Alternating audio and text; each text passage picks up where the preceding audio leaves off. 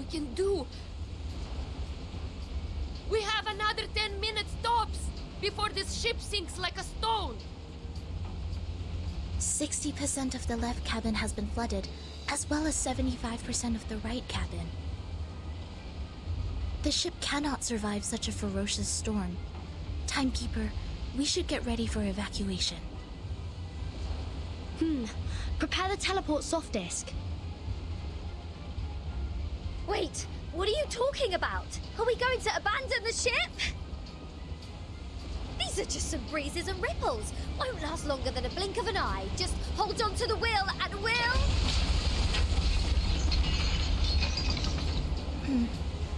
That sounds like the turbine just cracked. Great. So only 2 minutes left. A true captain will never abandon her ship. I have sworn to live and die with Rockin' Apple, the second of its name. Then why is it the second?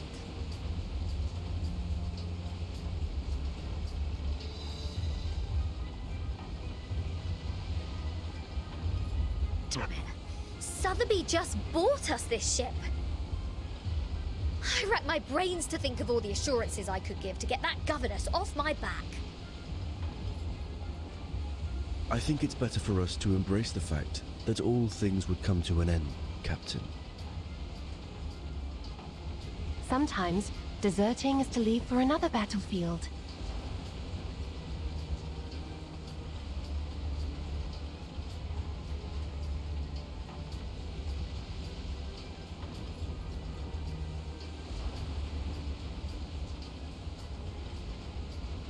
Oh, you're one to talk about deserting. If it wasn't for you, we wouldn't have ended up like this in the middle of the... Timekeeper, we have an emergency. The teleport soft disk can't be activated. I've tried other contingency teleport incantations, but none of them worked in this area. Neither did the communicator. It's as if something is jamming the signal. I see. I have a question for you, Zanato. Please, Timekeeper. In the field mission evacuation instructions, apart from the part about asking the Timekeeper for help,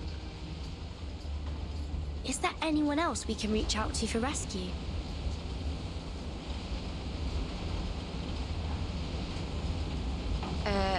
Seriously, Vertin.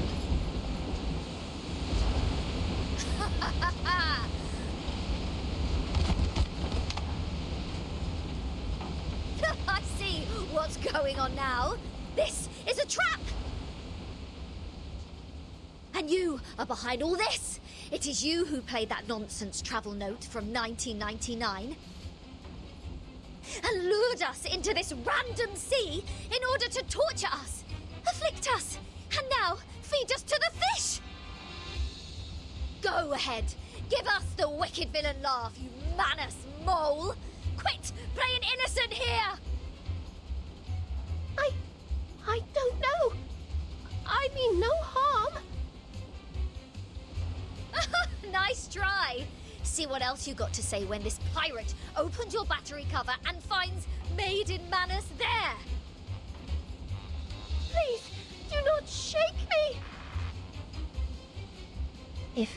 If I broadcast how to clean kitchen appliances for you now, will it brighten up your mood? Like hell it will! Can't you see? My ship is going down! Along with my record collection and your battery cover to the bottom of the sea for good! Even John Lennon can't do anything about it now! I'm terribly sorry. I can't see. I could only touch, hear, and imagine. How about this program? Lesson 101, the express route to heaven one shouldn't miss. I think it would serve you better. Oh! I can't stand this anymore! My records, my Dr. Peppers, my pirate radio, my Rockin' Apple the Second! For crying out loud! What have I done to deserve this?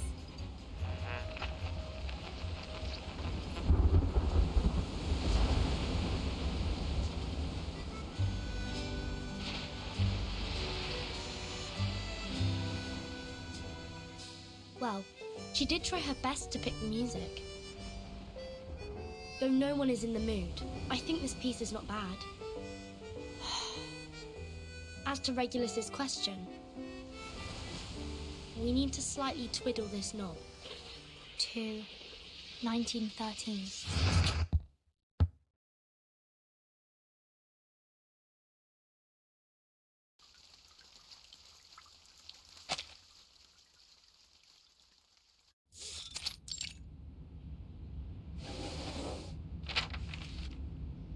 This is... the official letter of appointment from the Foundation. Congratulations, Verton. After the long evaluation period and the re-examination, the Storm Reformation, Manpower, and Discipline has been officially approved by the Pact's Security Council. Team Timekeeper is now a legitimate, independent department. You are now granted a more flexible autonomy and independent budget.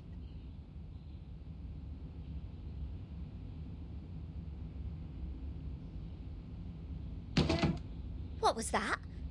Did you say budget?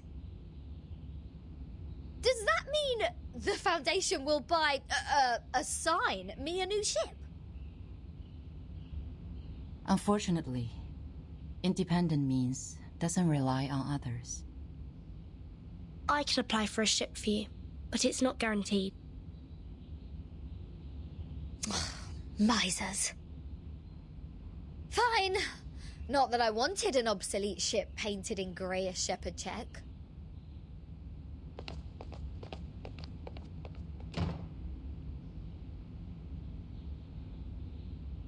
However, the price of passing that bill is to let the Foundation keep its authority to discipline unregistered arcanists. The arcanists who have been and will be assigned to the Timekeeper's team will be put through a risk assessment procedure carried out by the Foundation. Those who are in lower risk categories only need to receive primary artificial somnambulism training, while the high-risk ones will go to the School of Discipline. But I will make sure they will be registered as members of Team Timekeeper when they enroll. I see. I have only one question.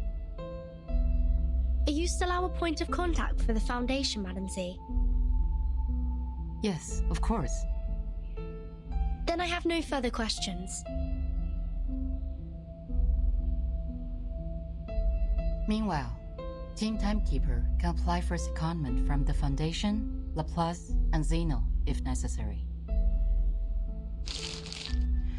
You can check this file for more details.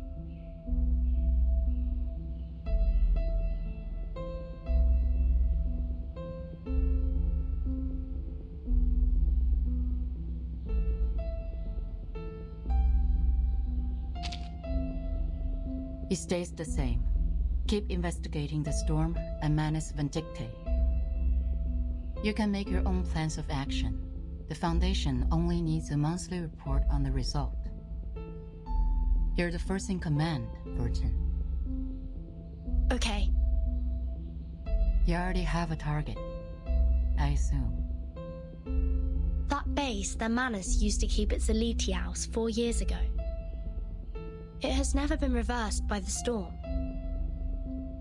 I'd like to investigate that place again. So you've been there many times. Well, that'd make a good start for Team Timekeeper. I'll arrange for some people to meet you at the base. I think you'll have a great time together.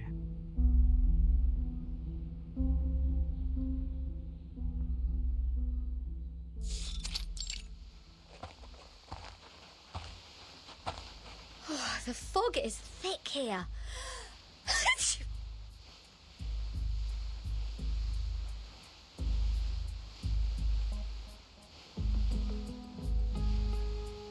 It used to be the nest of a Litiaus, a kind of creature resting in valleys with abundant water resources. What's more, it's winter now.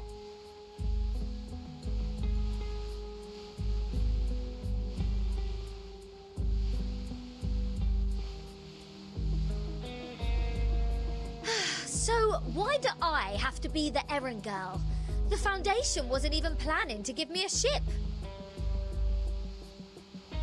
Mr. Netto is going through the procedures in the headquarters to transfer herself to Team Timekeeper. Mastruvis and Sotheby are on a break, for they have spent much time and energy clearing the woods and repairing the Foundation square. Miss Lilia has been given an administrative penalty because she broke into the rehabilitation center not long ago. This leads us to the current situation, where only the captain and this apple are able to act freely. What? So in the end, was I, the renowned rocking pirate, the only one who didn't cause any damage to the Foundation buildings? Ugh! I have never felt so humiliated in my life! You're not planning on destroying this place now, are you, Regulus? No. Huh? Hey, see who's here? Lilia and a stranger.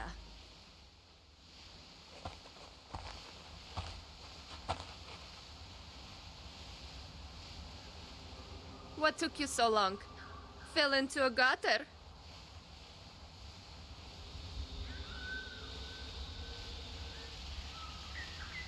Hello, Timekeeper. My name is Moisson. My employee ID is SF27602191908238X. I believe Madame Z has told you about me. I am now an official member of your team. Miss Morson, welcome to the team. Madame Z said you're an excellent tutor in Arcanum. She's too kind to say so. In fact, I have a lot to learn from you. Also, thank you for taking good care of Miss Sotheby. Hold on, you know Sotheby? According to Madame Z, Miss Morzan used to be Sotheby's private teacher. It is a long story. Let Miss Lilia give us an introduction to the base first. As the field operator, she knows this place better.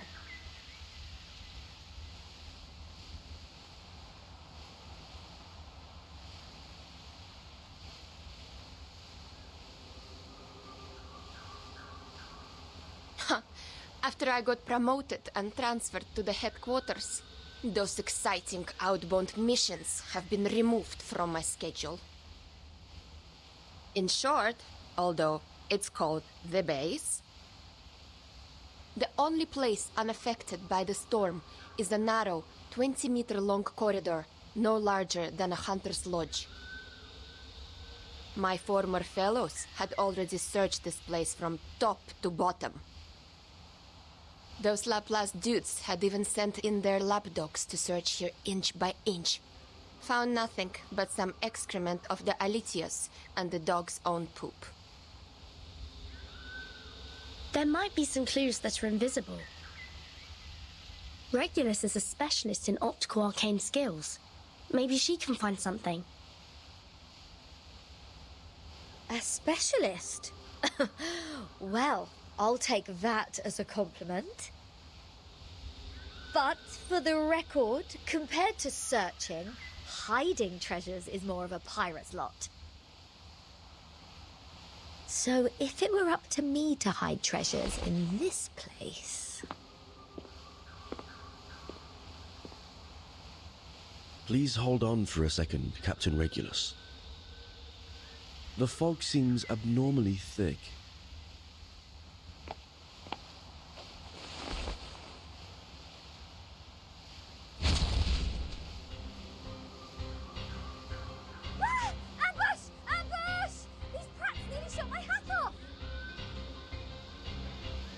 Lucky you, they hit the jackpot right away. There shouldn't be any ambush in this place. Easy, Ms. Regulus. Please carefully retreat to my side. Ms. Timekeeper, please cover us.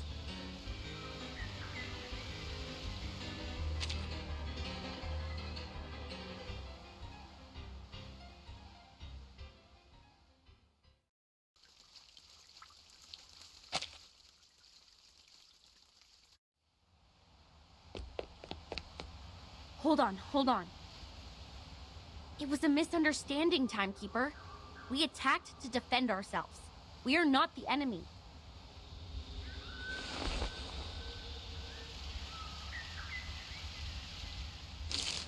We are the investigators from the Foundation. These are our IDs.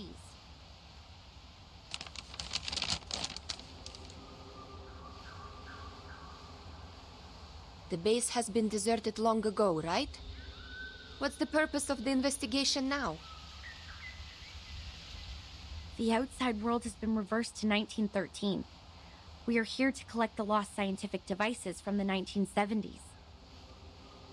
Science and technologies are regressing rapidly due to the storm.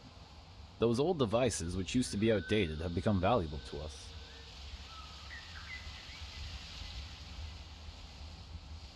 I see.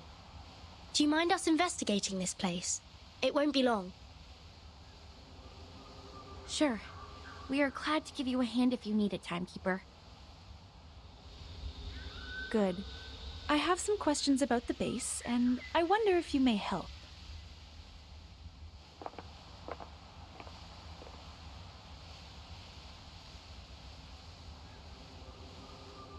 So it was just a mistake. Back to treasure hunting now?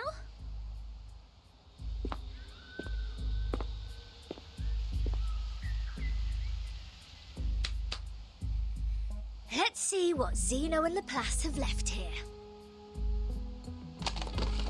An infrared shotgun. Oh, Magalev auto-feeder. A Kato calibrator. Oh my god! And a full box of Laplace's military chocolate. Vertin! Come check it out! This is all good stuff. Solid MREs. Ahem. This pirate with a heart of gold wouldn't mind tasting it for you. I don't mean to rain on your parade, but even dogs won't eat those things. It makes Alitia's excrement smell better in comparison. That being said, to the best of this apple's knowledge, canine animals shouldn't have consumed any food which contains theobromine anyhow. Then can I have it or not? There is nothing to be worried about, since the captain is not an animal of the Canidae family. Well said, as befits the first mate of mine.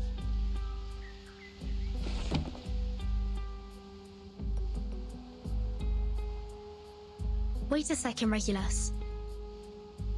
Show me the thing in your arms. Why? What do you want? Feel like my chocolate now? No, the supply box. It has my name on it.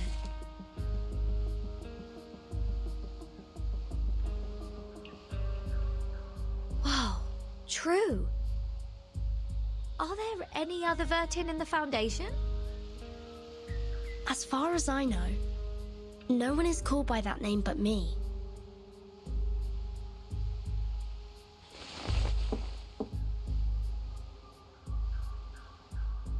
Looks like an ordinary wooden box. But these ordinary boxes are always the most dangerous.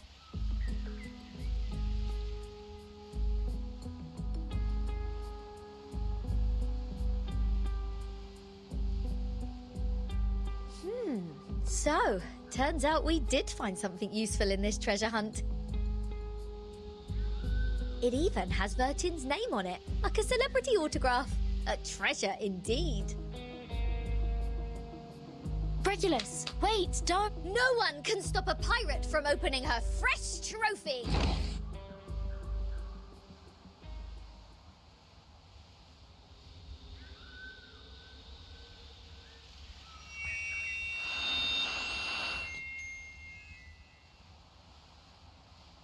News of the day. The Outcasts held the 11,231st Pep Rally in the Mammoth Cave, Kentucky. They eventually unanimously passed the principle of dozing in spring, relaxing in summer, slacking off in autumn, and hibernating in winter. Practical Modern Incantations has now been reissued for the 77th time. We are now at the end of the 20th century. This book still remains the #1 book on the list of most regretful purchase on Classic Score by The New Yorker. Biographer Erd has recently published her latest travel notes, Roaming in a Peyron, which has started a new round of craze for traveling in the Aegean Sea region. The chief editor of The Voice of the Millennium strongly recommends this book, praising it to be the literary reproduction of the romantic, elegant, and classical dreams, a glimpse at the golden era. Among them, criticisms abound. The Babylonian Review issued a warning that the author's observation of the Apollo star was fatally inaccurate. Self-driving tourists can easily get lost in the Gorgon Current backwash if they do not correct their direction by 3.14 degrees on the Ford Sextant Model T. Time for late-night news. What? End of the 20th century? Voice of the Millennium? Is this radio broadcasting news in 1999?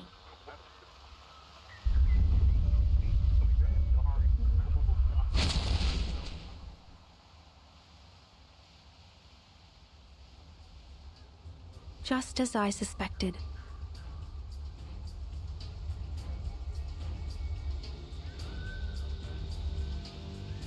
Since Timekeeper hasn't reported the time of this era to the Foundation, you two, as the Foundation's investigators, shouldn't have known what year this is.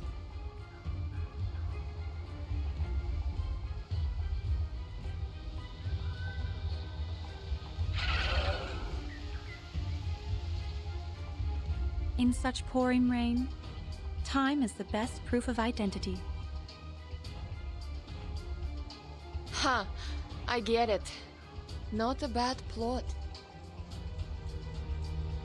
Miss Morzon, watch your six. Let us help you.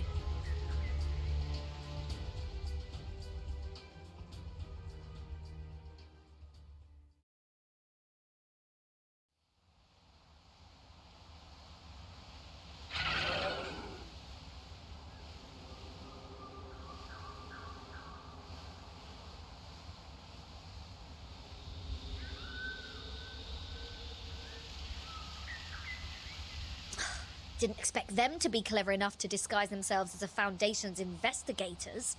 They sure have learnt a thing or two. The era of 1929 only lasted for 2 days. The frequent change of time muddles work and responsibilities in the Foundation, which in turn caused some chaos within it. Luckily, Miss Morzon noticed the signs of it at the beginning. Timekeeper, please take a look at this box. I'm afraid this is what they came here for.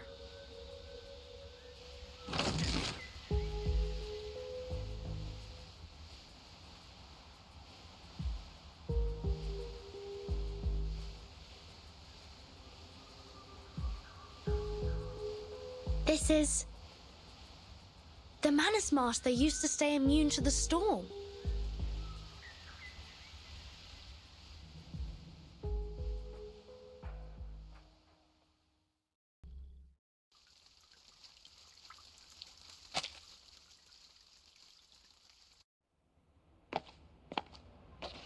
I will explain all of these as briefly as possible. Good news. The analysis report on the mask you submitted to the Scientific Computing Center is now available, Timekeeper. We found the same component in it as the raindrop from the storm. This is a component named asymmetrical nuclide R by the Scientific Computing Center. Its name comes from the bifurcation structure it presents under the Arcanum imaging. The Scientific Computing Center has also run some tests on the samples of the raindrops you previously submitted. After removing all water, mud, human hair, and dandruff within, the remaining unanalyzable component is what we called asymmetrical nuclide R. What a familiar name.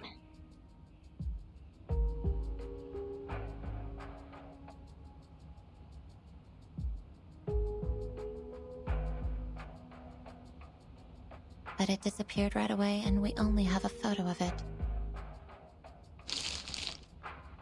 Fortunately, we extracted the stable form of it from the Manus mask. It might be the key to staying immune to the storm. Does that mean it'll be possible for the Scientific Computing Center to develop protective gears which are immune to the storm? Like the Manus does? Seems to be so. A credit to you.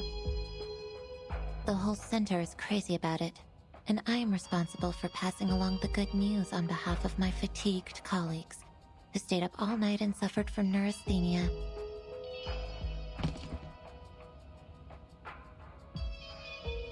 We need more samples. This is a sampling device for asymmetrical nuclide R. It's the one and only. The manual is in the interlayer. I'll be careful. Thank you, Mesmer. Don't be. I'm just delivering this for someone else.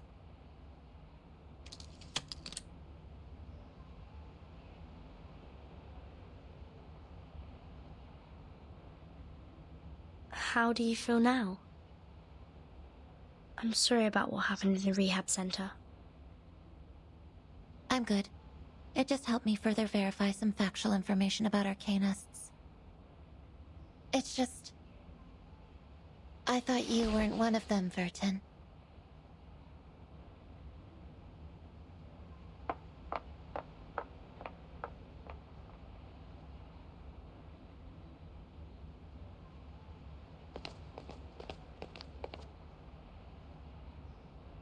I just heard some spirit-lifting news at the hall.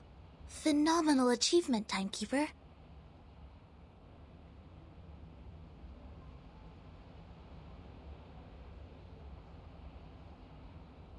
It's a tremendous breakthrough in our fight with Manus Vindictae.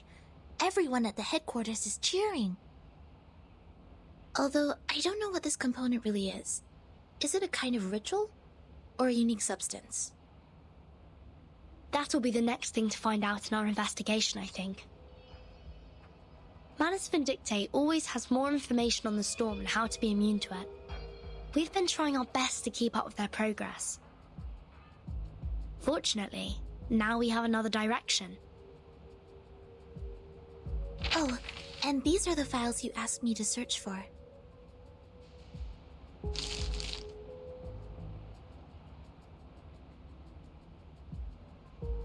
Luckily, the SPDM library has every single issue of Global Arcane Geography since the 1960s. Also, Miss Sotheby accepted your request. Thank you, Sonetto. With these files and the help of Regulus, that should be enough.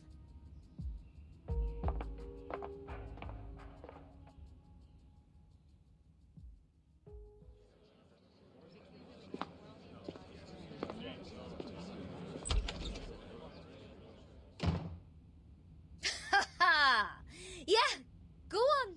What else do you get except for playing dumb, you cunning flower-headed tin box? Speak! Tell us what you know! Like, what were you doing in the Elitiao's base? In what way are you associated with Manus Vindictae? And who put you in that box which has Vertin's name on it? I have no idea.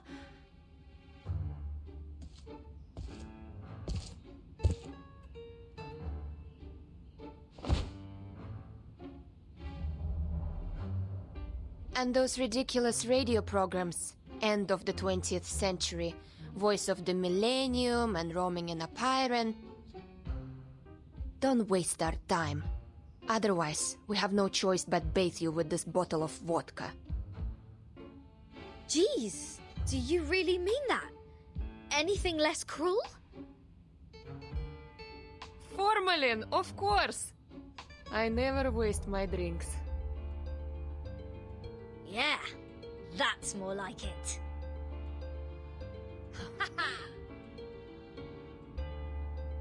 But I really don't know anything. I'm just the receiver of signals. Please believe me. When I woke up, I was already in that box. This interrogation won't get us anywhere. Laplace didn't detect any unusual arcane marks on her. But she was there with those Manus pawns in that base. Say anything you want, she will still be a solid suspect. Yes, I understand what you mean. But for now, the evidence can't support our speculation. A field trip may be helpful, I guess. What's your plan? Will you come with me? I've informed Madame Z. This will be the first official field mission of our team. Sotheby and Druvis are still on leave. They will not take part in this action. While Miss Morzon will stay put in the Foundation's headquarters as our contact. Wait, a field mission? Didn't we just come back from that Elitial base? Besides, where is this field? The Apollo star we just heard about means the sun. The Ford Sextant Model T is an arcane device produced in the early 19th century. The Scientific Computing Center has one of those as a part of their collection. The Gorgon current is mostly created in the Aegean Sea, near the Balkan Peninsula. I remembered an Arcanum magazine in the 1970s had a detailed article about this and introduced the circulating current. I read it in the periodical room in SPDM. The current will be flowing backwards every time the Earth is at aphelion and perihelion. This is also known as the current reversal, which is on the 3rd day of January and July this year. And the time in the outside world is...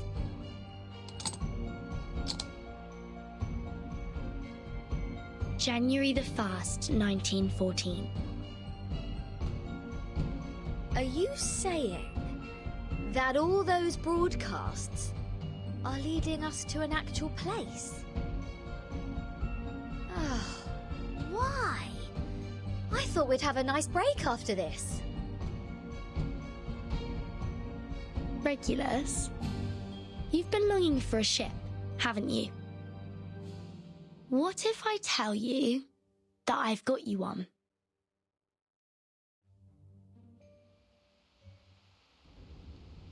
Now, hold on a second. Come to think of it, it wasn't the flower-headed radio thingy who tricked me into the Aegean Sea. It was Vertin. Watch out! The big wave! Let! This is enough! SU-01 VG! Wait, Lilia! Are you sure about taking off in such stormy weather? This isn't a normal storm. Something is attacking us from the ocean! I need to pull it out! You guys go study that whatever instruction right now.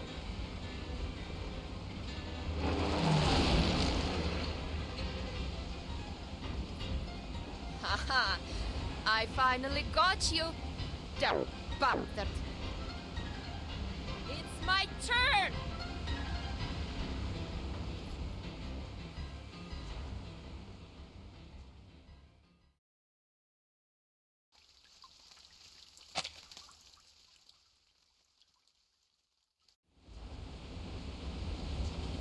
Ed è subito sera.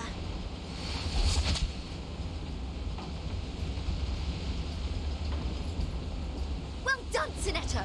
Now cut the other halyard. We need to reduce the angle of attack and depower the ship. Roger that. But we can't stay like this for long! Vertin! Have you thought of anything? It's not working. I've tried different ways, but the Tempest blocked every signal I sent for help. So is that it? We are as good as dead? Wait, there might be another way. I'm sorry, Miss Radio. I need to borrow you for a second. Huh?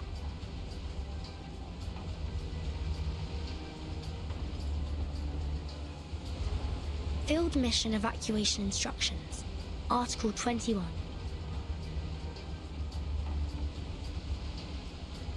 Whenever there is an emergency, the field officer may send an SOS code with their wands through any transmission device with round buttons on it.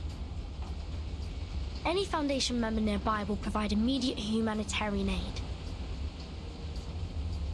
To send the code, please turn the knob 1 time to the right, half to the left, and then 1 time to the right. If you succeed, you shall hear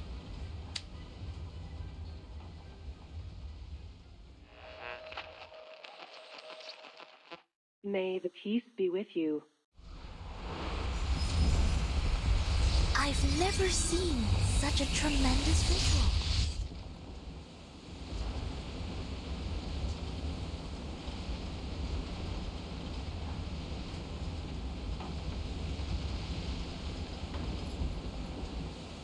We are the Special Mission Squad Razor. Please show me your ID. Thank you so much. We are... Oh, we know you, Timekeeper. Even in our Special Operations Squad, you have quite a name. It seems you're in big trouble, huh? We were under attack by a giant sea monster when sailing in the Gorgon Current. Please help us ashore safely. Haha, right down to business. Good, good. I like a straightforward person. All right, William, Todd, better get a move on.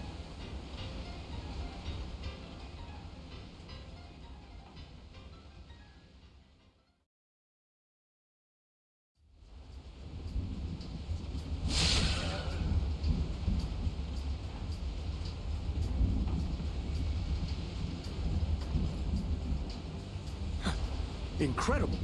Is that a full-size Gorgon? I've only read about this ancient sea monster in literatures. Watch out! Its eyes will turn you into stone! There has been no witness report of a Gorgon since the 12th century. I thought the current was simply named after the mythology. Well, it's my privilege to have the chance to fight against it, huh? William, Todd, let's see who gets it down first! Entity should not be multiplied unnecessarily. Captain, I hope you still remember our founding motto.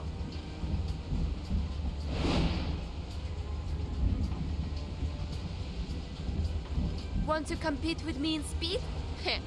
Have a try, if you dare. Oh, you have guts and I appreciate it. Bring it on! Speed up, my friends. We need to rush back to the Balkan Peninsula for another mission. Everyone, please wait a minute. The size of the sea monster. It's shrinking. What's happening now? It's gone out of sight. Oh, I have a bad feeling about this.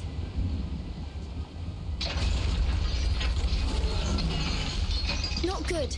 It's crawling into the cabin. It plans to tear the ship apart from the inside. Everyone watch out.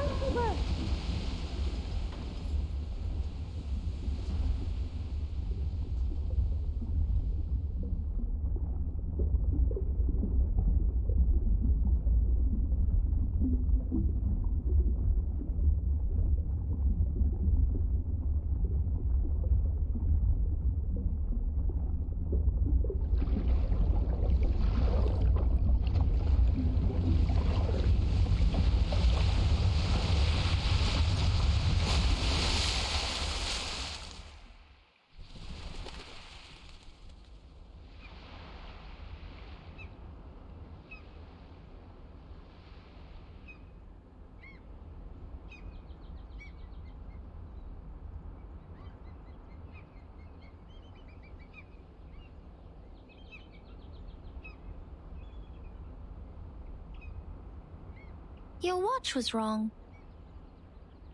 Pardon me? Your watch was wrong.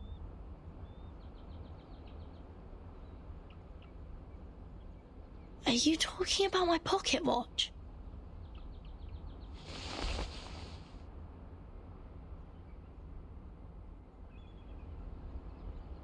Your watch was losing time, so I fixed it for you. I don't understand. Do you mean this is the right time? Yeah. This is the year 2007, is it not?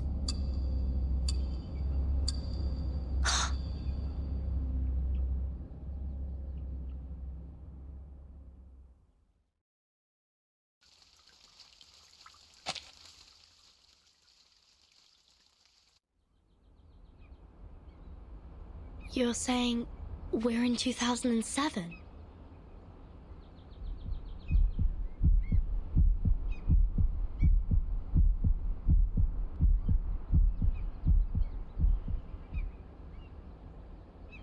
Do you know the storm?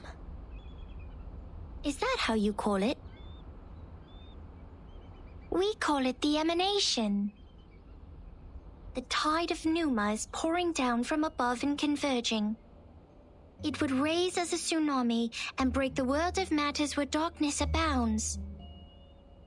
I don't understand.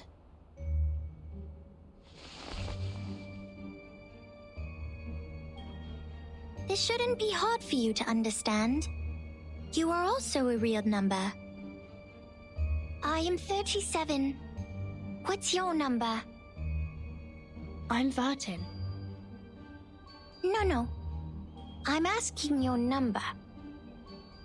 The scripture says only the people who are still in search of their essences would identify themselves by a combination of meaningless phonetic symbols. Well, so you don't know your number yet. Just like Sophia.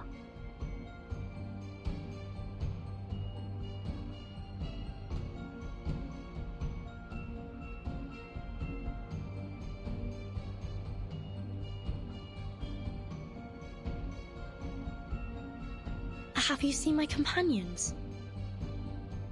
Yes. Are you looking for the integer or the fraction? Or the irrational number? Or the imaginary number? What? Integers are the living example of virtues. Fractions can be understood through specific means. Irrational numbers are the free spirits, while imaginary numbers are the existence which doesn't belong to this dimension of the number axis. Which one are you looking for? I'll ask something else instead. What is this place? Island. What island? Have you seen another island? Maybe another question. Did a biographer named Erd visit here before? In 1999?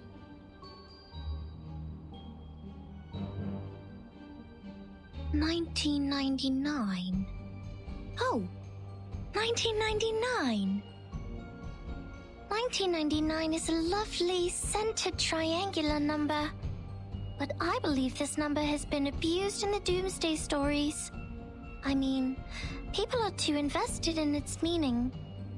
In fact, 1999 is nothing special compared to 1991 and 1993. However, 999 is a brilliant number. It is a Capricorn number, a palindromic number, and the largest three-digit natural number. Sorry to interrupt, but I only meant to ask about Erd the biographer. She'd been here on this island and written a travel note called Roaming in Acheron. Does the name or the book ring a bell? I am sorry.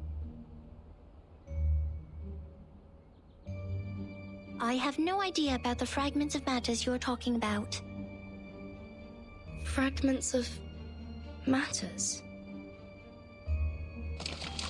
Help! Somebody help!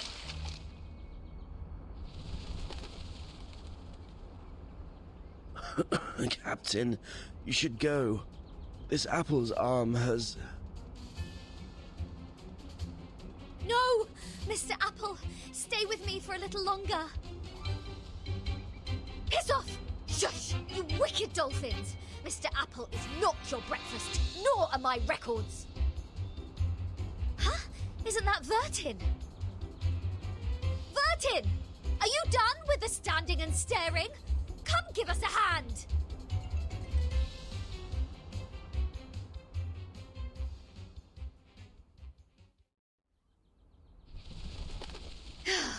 Thank God you are here, Vertin. Mr. Apple and I were this close to being made a stargazy pie by these clever bastards and served to the dinner table. You've also been incredibly helpful, Regulus. Is that so? Like how? You rebuild my confidence in communicating with people. Have you seen Sonetto and the others? No, I woke up on a dolphin's back. Thought they had saved my life at first, and was quite grateful to them, but the next moment they just started all the beating and biting. They think you are an irrational number. That's why they bit you. Whoa! This little lady made me jump. Vertin, who is this long-haired stranger?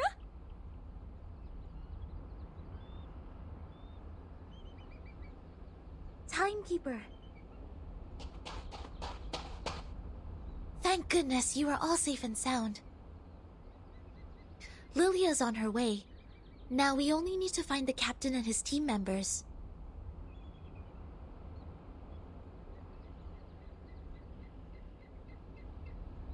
Sonetto. These people are... They are the Apuron believers. They lent us a helping hand after the ship went down.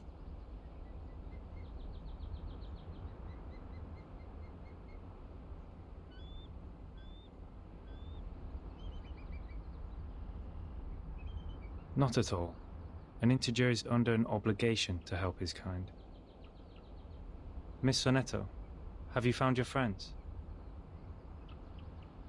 Yes, only the members of the Razor Squad are still missing. They also belong to the St. Pavlov Foundation like we do. Imaginary numbers are not of our concern. Imaginary numbers? You should not linger here if you have already found your lost friends. We will provide a boat for you to leave. Our school of thought does not accommodate uninvited guests. Wait! We have something to... What if we know about the emanation? We are the investigators from St. Pavlov Foundation. We are glad to share the information about the storm, or the emanation. Please grant us entry to this island so that we can share them. Timekeeper? I'll explain to you later. Trust me. Please, Sonetto.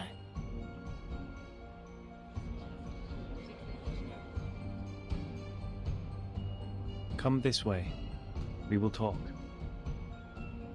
However, only integers and fractions are welcomed here.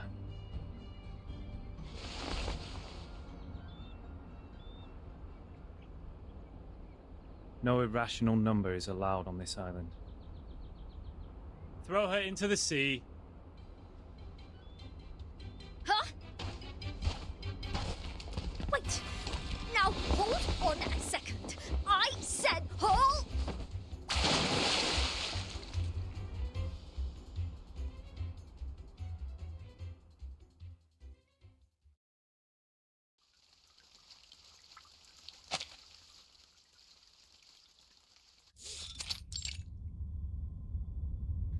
Yes, all is well. Those dolphins sent us to the other side of the currents. And one more thing, Captain, and I'm asking this with no ill intention. May I know your lineage?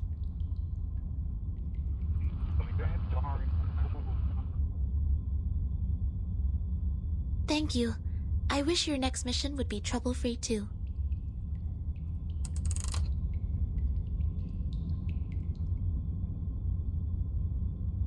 The members of the Razor Squad are all humans. It's clear then. Real numbers refer to arcanists, and imaginary numbers mean humans. Then what is the rest of this nonsense? Sonetto, Vertin, and this apple are integers. While Miss Lilia and I are fractions. Don't bother asking. I'm pure blood. This apple is also made of pure apple juice. I only consume 1.5 volt DC. So it's not determined by our lineage, or Regulus would have been an integer too.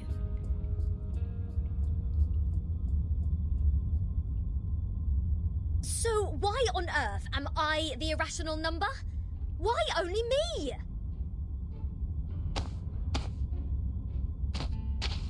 Unfair.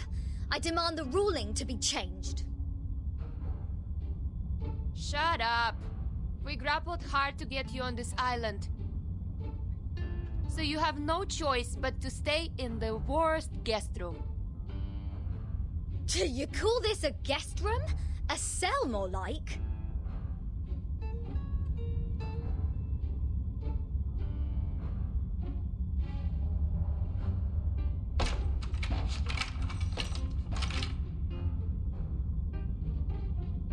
Perhaps this piece of news will cheer you up. We are prisoners in the world, and our body is the cage of the soul.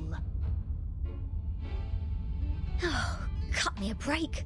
Might as well play us some rock music.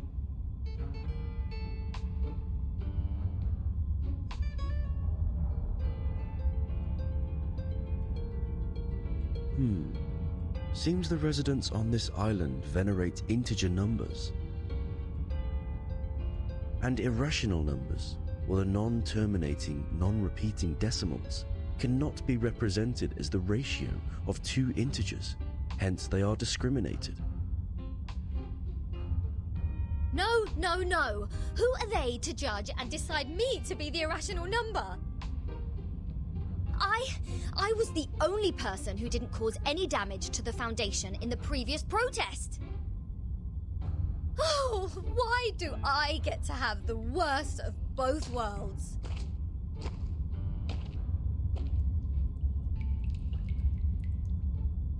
I've requested information from Ms. Muzzle about Apiron, but it will take some time for the files to come in.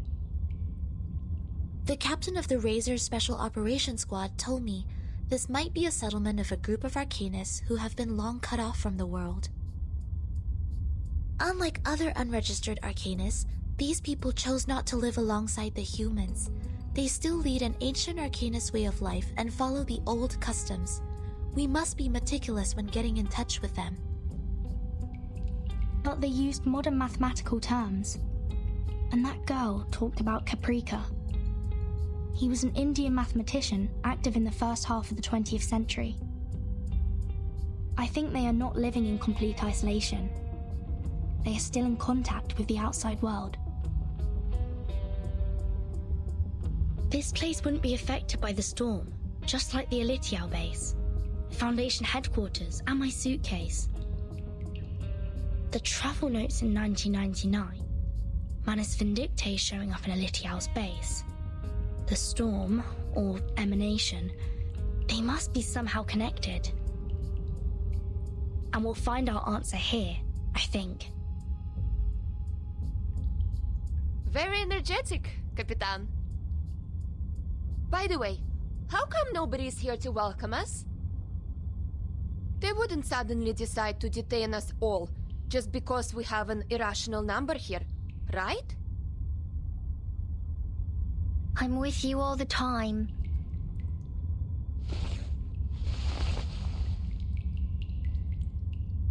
Six asked me to welcome you. Ah, scared me again. What were you doing hiding in the corner? Because it seemed you were in the middle of proving a conjecture. According to the scripture, disturbing others when they are giving proof of their arguments is as sinful as eating beans. I don't want to be bound to the rocks of the Caucasus Mountain and have vultures eat my eyes after my death.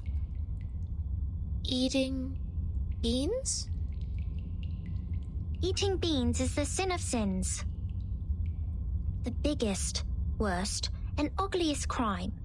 People eating beans will never transmigrate. They deserve nothing but eternal punishment. What? Are you serious? Is this rule only for soybeans? What about broad beans, snow peas, chickpeas? And what does it say about other bean-based products?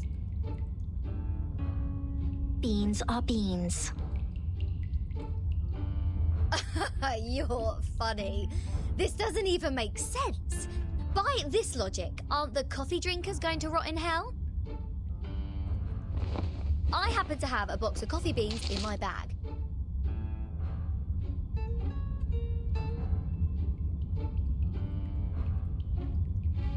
If I put one coffee bean in my mouth, will the vulture get me right away? No way!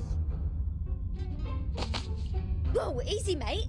Do you want to get physical? This pirate is not scared of you.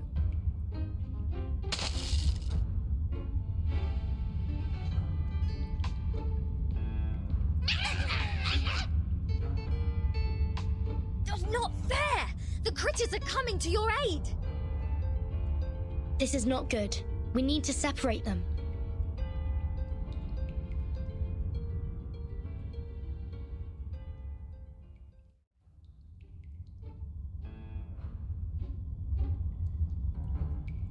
Let go! Let go! What are you, a dog? Oh, Vertin! Sonetto! Lilia! Get her off me! Oh. What is going on here? 37, let go of the guest's head. Now.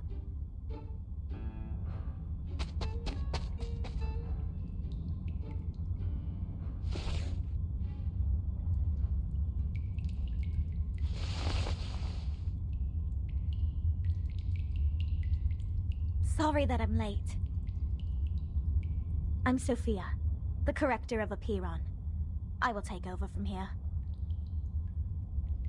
Oh, finally! We have an ordinary person here. Please, let's talk on the way to the outside.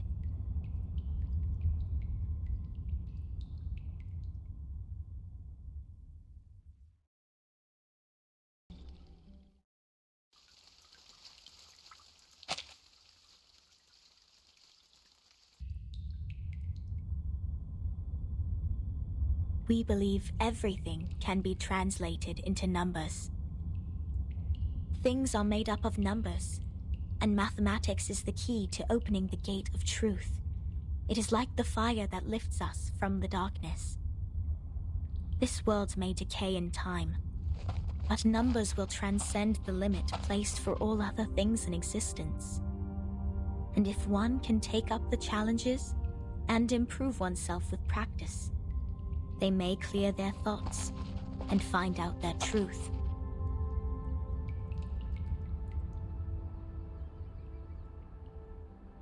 That is, to find out the number of their soul. Oh, this is more like a place for proper conversations. Broad, open, as vast as the high seas. Hold your horses, Miss Regulus. If you were to speak of consuming beans again, I will have no choice but to send you into the depths of the sea. Fine. I haven't done anything yet. Miss Sophia, could you please repeat all the taboos on the island? It was too dark in there. I didn't take them all down. Worry not, Miss Sonetto. I have them all recorded.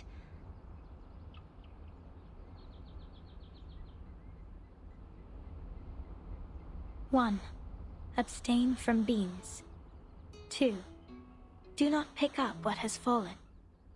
3, touch not a white rooster. 4, do not poke the fire with swords. 5, do not jump over a crossbar. 6, Do not cut wood on a main road. 7. Do not enter the hall in new garments. Enter the hall from the right, and leave from the left. 8. Do not keep swallows around your house. 9. Do not sleep on a grave. 10.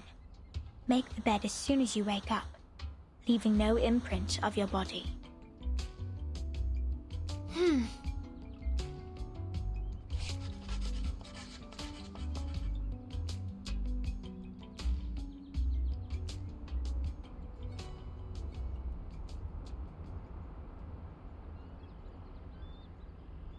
What strange obsessions are these? Even the police in London would be less officious. This is an archaic arcanist group we're dealing with. I assume they have their own reason for these. But what else are we going to do if we can't pick up the things on the ground? Just let it rot? Oh, this doesn't even make sense. You are indeed an irrational number.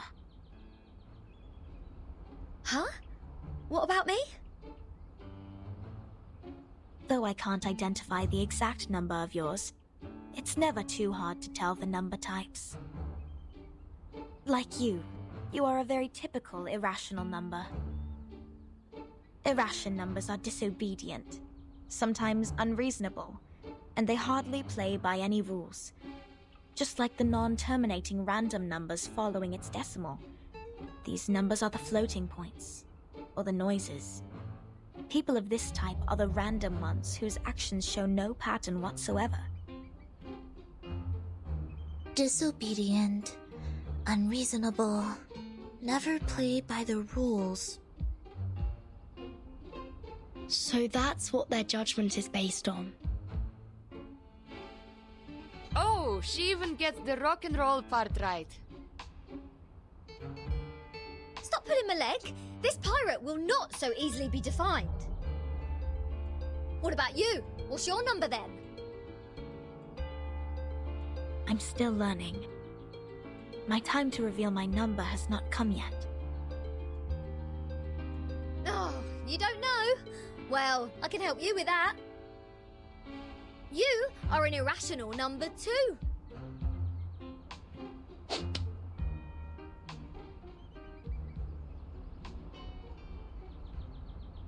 Ouch! What is this? A grape?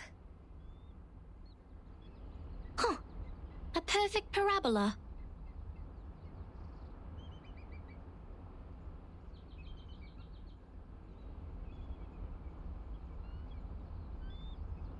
Oh, it's you again.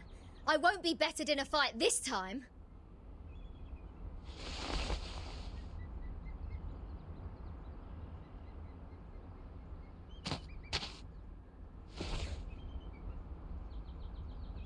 $37? Shouldn't you be off preparing for the doctrinal meeting?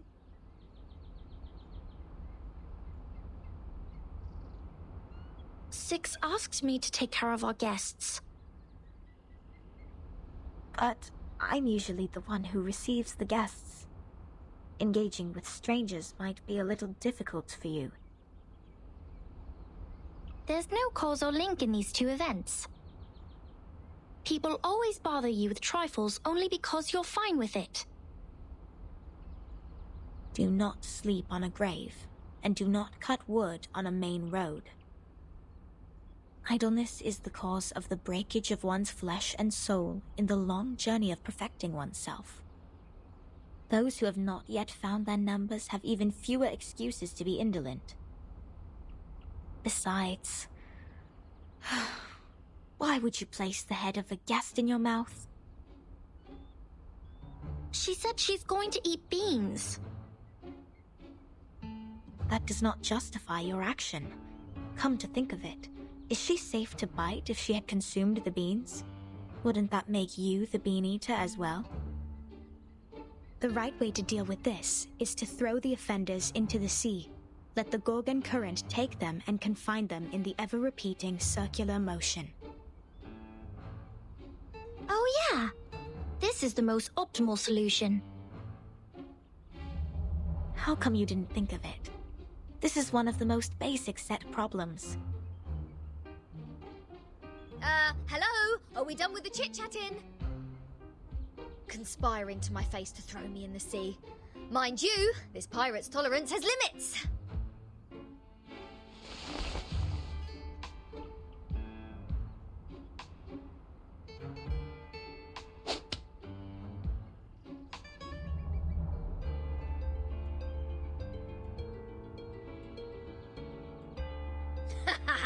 Right in the bullseye.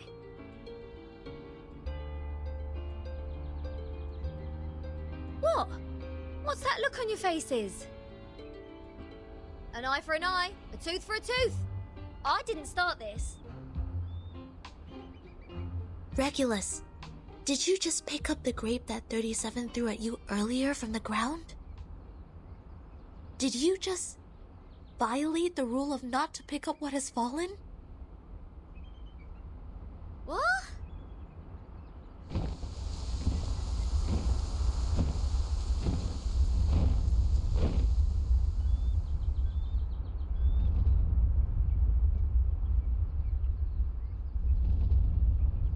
Get down! Abraxas incoming! It will take the offenders with it! A chicken's head and 2 snakes as a feet. What? What on earth is that? This is not good. They seem dangerous.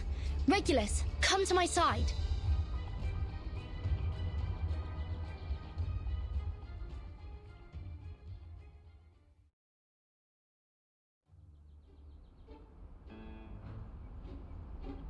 Regulus!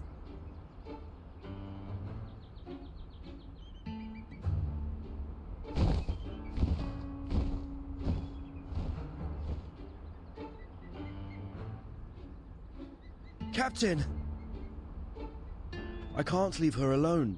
This apple shall follow her.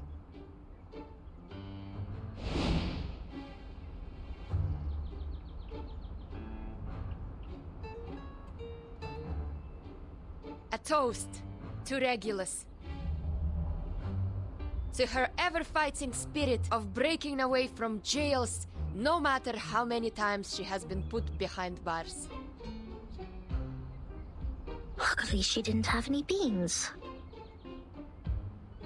May her soul be cleansed in the dungeon. What a mess. Ena eftegramot mima, schimatizete otan enosume dios semia.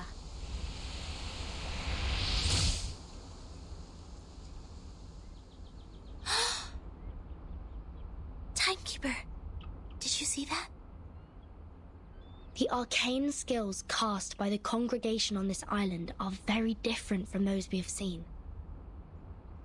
Mr. Apple is with Regulus. She won't be in danger for now. Let's follow Sophia.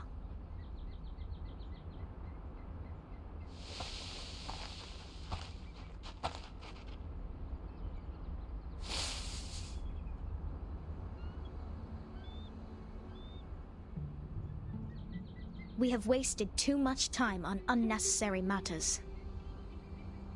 Miss Furton, this is the place you've journeyed to visit. The Hall of Apiron. This is where we share our knowledge of Numa, which is also the storm you've been referring to.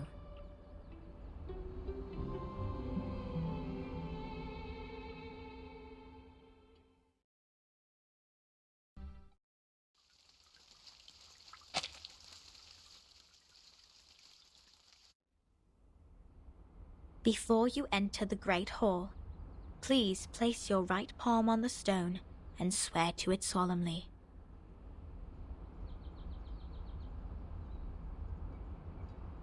I wish to be baptized in the water of Gnosis and be rid of the long darkness of ignorance. I ask my tongue to be taken, for it has spoken mindless words, and I shall stay silent for the truth.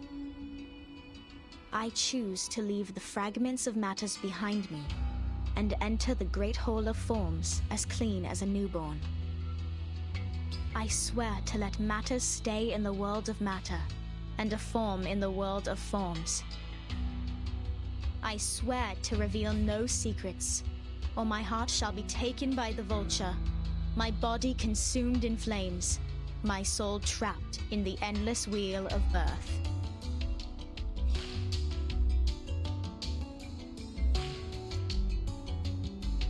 Now, knock 3 times on the stone. Put on these ceremonial dresses. That be all. Remember to enter the hall from the right, and leave from the left. You are the humblest audience here, hence not allowed to speak. Please, stay quiet, and keep the secrets you heard at heart. I will arrange your meeting with 6 after this. No problem. Miss Sophia, could you give us some privacy? Please, enjoy. I have nothing more to say.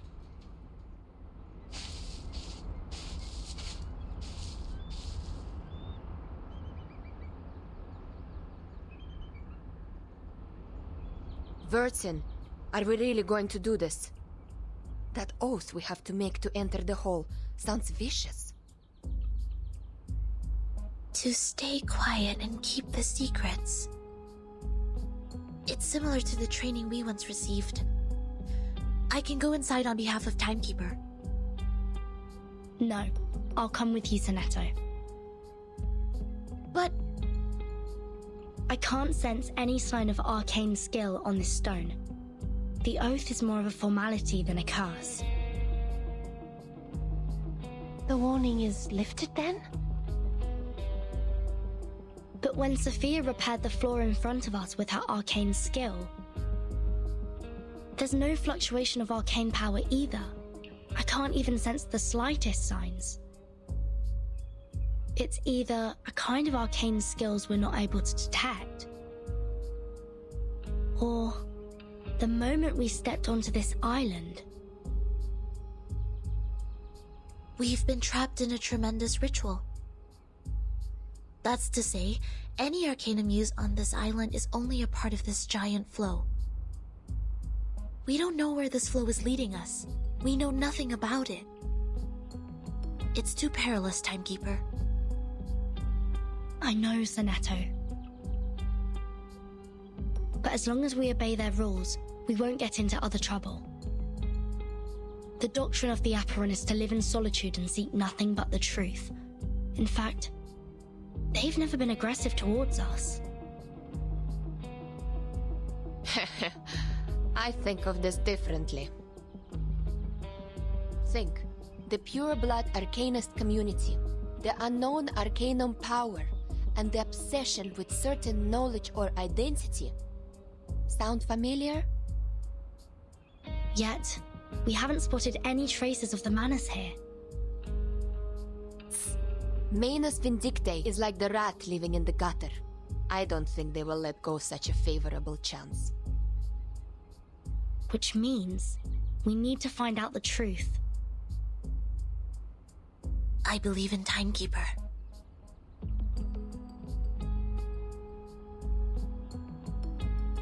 I have 0 interest in this meeting.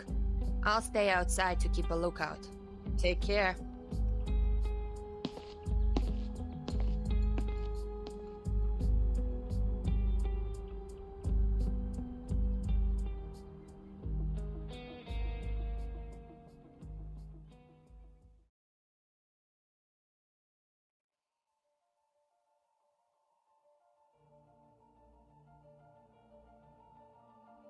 I wish to be baptized in the water of Gnosis and be rid of the long darkness of ignorance. I ask my tongue to be taken, for it has spoken mindless words, and I shall stay silent for the truth. I choose to leave the fragments of matters behind me and enter the great hall of forms as clean as a newborn. I swear to let matter stay in the world of matter, and a form in the world of forms. I swear to reveal no secrets, or my heart shall be taken by the vulture, my body consumed in flames, my soul trapped in the endless wheel of birth.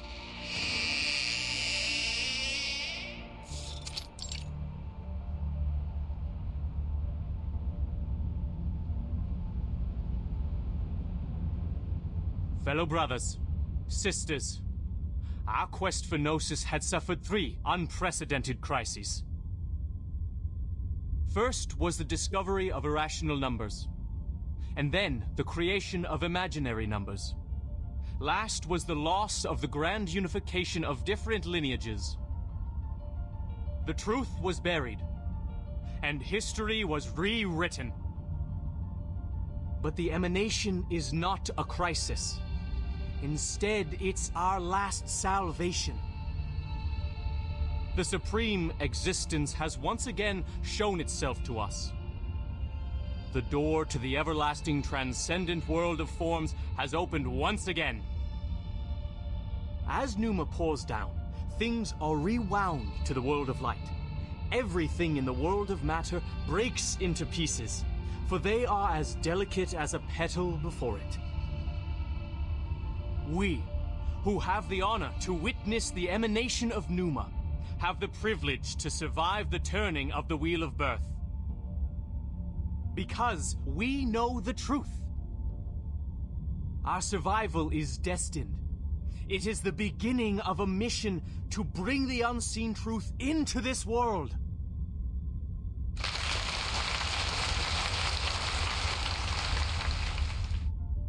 Thank you.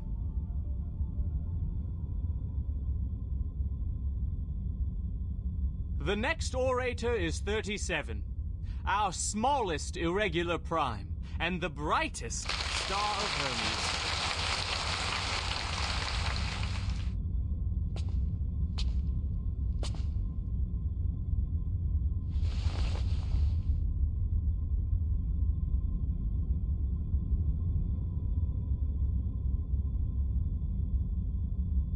The emanation in 1929 only lasted for 2 days.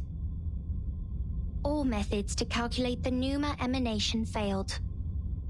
We found no pattern in the occurrence of time reversal. All our efforts in the past 4 years have gone completely wasted.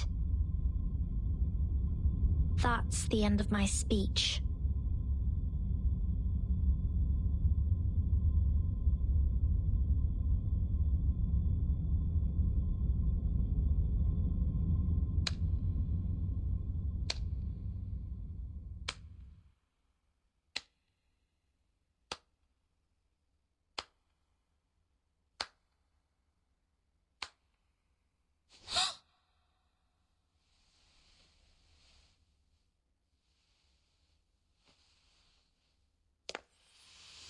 Regna sereno, intenso ed infinito.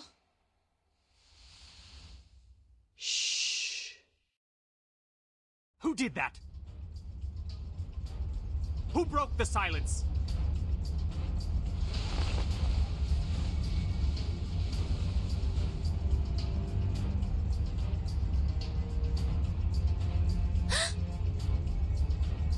Sorry, Timekeeper.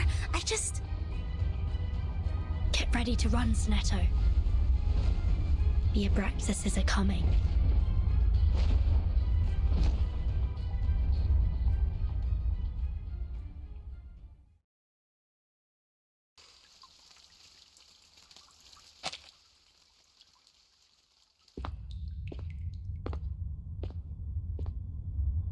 Can somebody tell me why I constantly get locked up ever since I've known Vertin?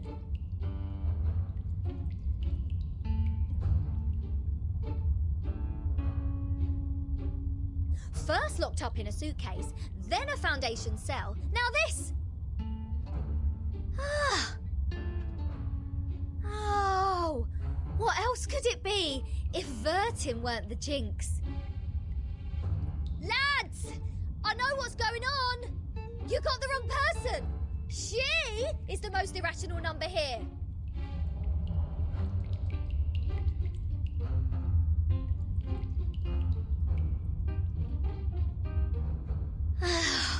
I'm knocked. What does it say here? Freedom will be granted once the proof is completed. That's to say, I have to prove myself not an irrational number to get out of here. Which is exactly what I've been trying to do, isn't it? Rat.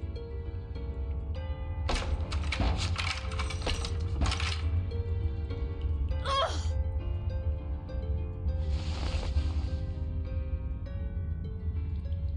Captain, maybe you're in the wrong direction. This apple presumes that the followers on this island have a close connection with Pythagoreanism. Pythagoras? That ancient Greek mathematician? The guy who said something about the opposite side of a right triangle? Isn't he the guy who lives in sometime BC? Maths is only a part of the Pythagoreans' achievement, but from a more universal perspective, they are a mysterious group of scholars. Believing things are made up of numbers, venerating integer numbers, abstaining from beans, and the religious collective lifestyle, these are all pointing to Pythagoreanism. The earliest Pythagorean school perished because of the discovery of irrational numbers, which explains their odium of it. At that time, a deviant student named Hippasus discovered root 2, and the theories based on the ratio of integers they hold dear were upended. Hippasus himself was drowned in the sea. This apple assumes they see the integers as the standard of virtue, and people can increase the number they rank through study and self-improvement. Besides, they are convinced that a numerical code is hidden in everything and everyone. Whoever can solve the code can obtain the truth of the world. All right, now I know what's going on.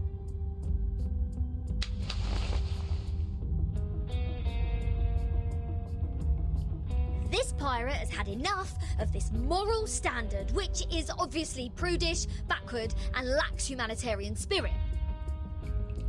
I'm going to tackle the root cause of this misfortune.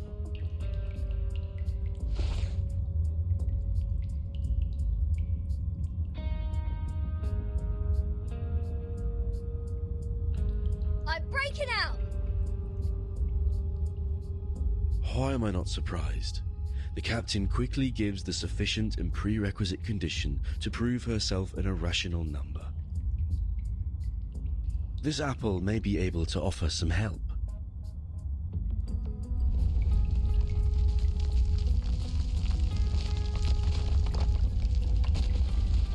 What's happening? An earthquake?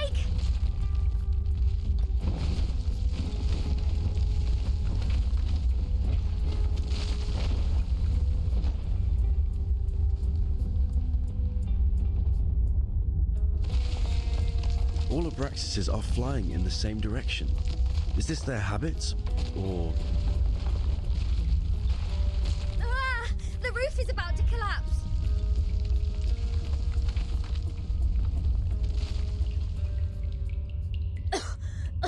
So far, this place has made the London Juvenile Detention Centre a heaven on earth.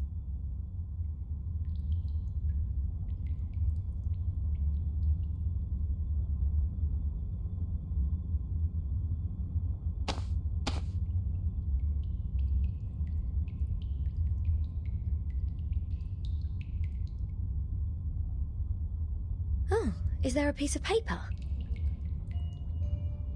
Did one of the Abraxases drop this? Strange.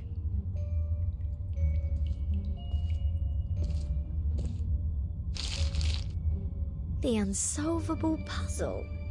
Is this a math problem? 0.4, 0.7, 1, 1.6, 2.8, 5.2, 10 and 19.6. 8 numbers in total are listed in this order. There are 8 symbols below, respectively representing the Sun, Mercury, Venus, Earth, Mars, Jupiter, Saturn and Uranus. Maybe it is a hint that we should fill the symbols in the blank box after the numbers. That sign says to complete the proof. Does it mean to solve this puzzle?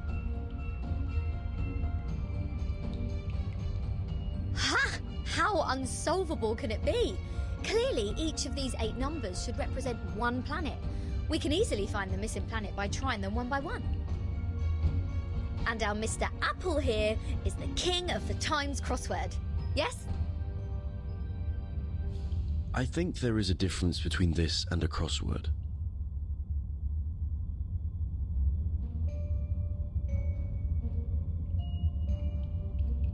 In this Apple's humble opinion, the ratio of certain numbers should match this number sequence, such as the radius, volume, or rotation period.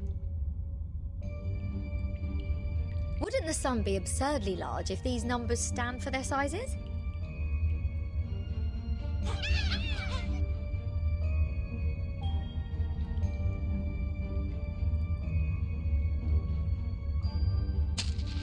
Hey! The underground critters are back! Go away! Don't touch my note! It's not your food!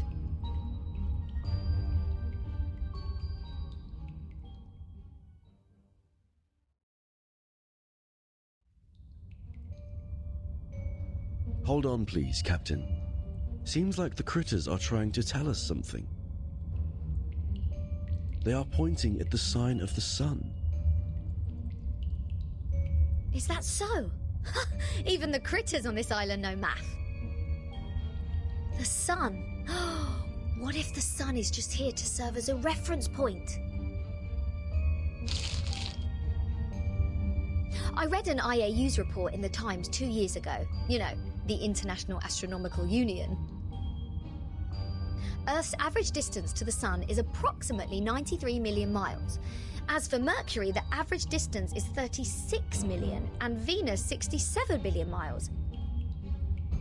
Let's say if we take the distance between Earth and the Sun as one astronomical unit, then the distance between the Sun and Mercury would be approximately 0.4 units, and Venus 0.7 units. There you go. These numbers are the ratio of their average distance to the Sun to the Earth-Sun distance.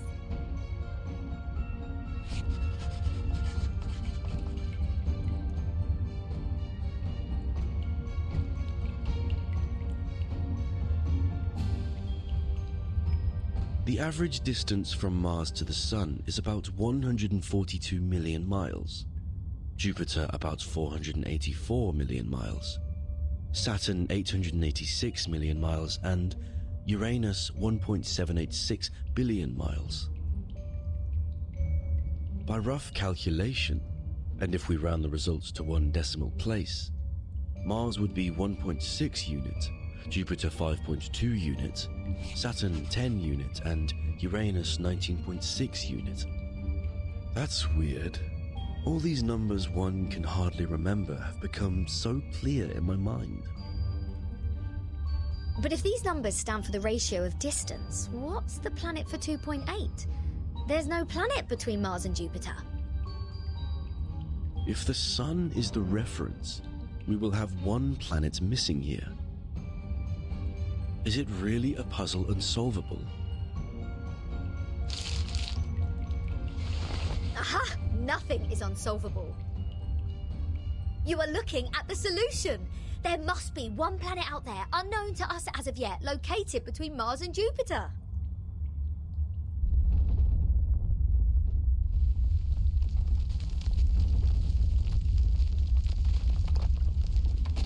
What now?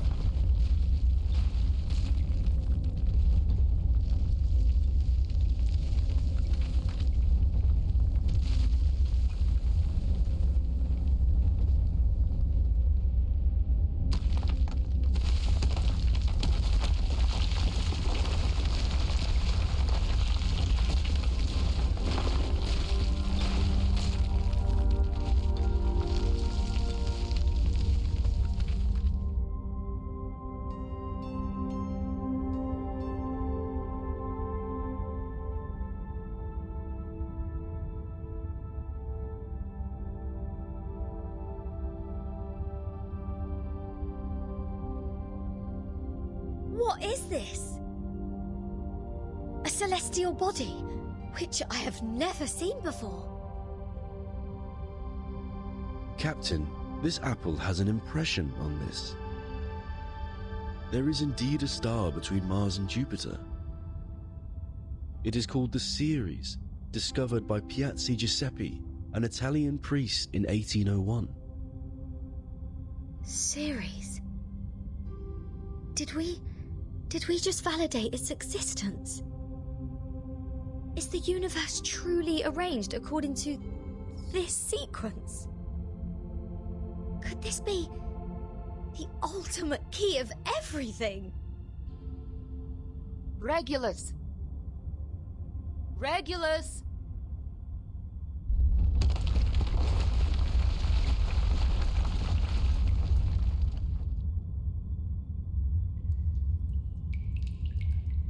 What are you doing? Good food poisoning after accidentally eating one of those critters? Odd. My head hurts. What was that?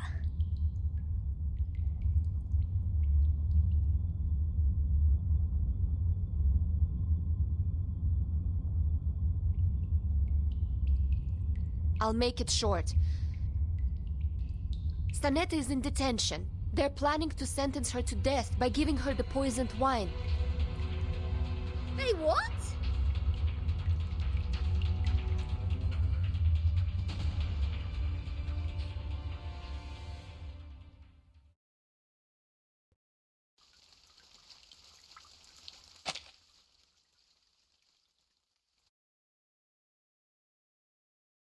An old admonition is engraved here. Let no one ignorant of geometry or the irrational numbers enter. 37 told me you are the integers. She's the genius kissed by the god of truth. She can see our numbers and has never made a mistake. But I don't understand. Why would you break the silence at the meeting?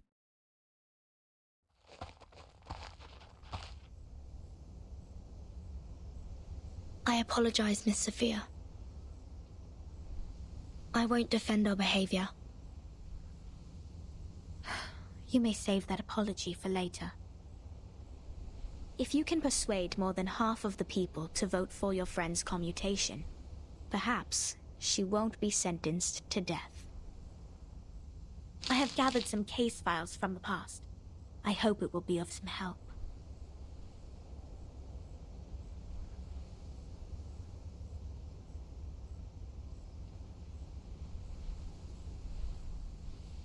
These files are... But won't you be in trouble for helping us? I have my own reasons.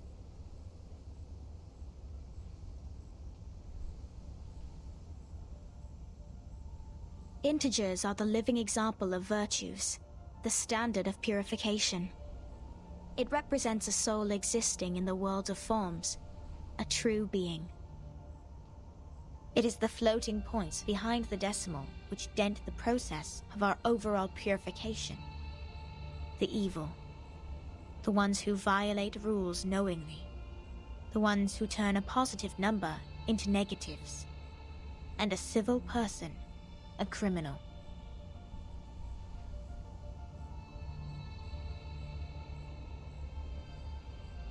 If integers like you would lose your life over some unintentional mistakes, wouldn't it be a great shame? Besides, I can't stand the idea of you being killed in front of me. Not rigorous.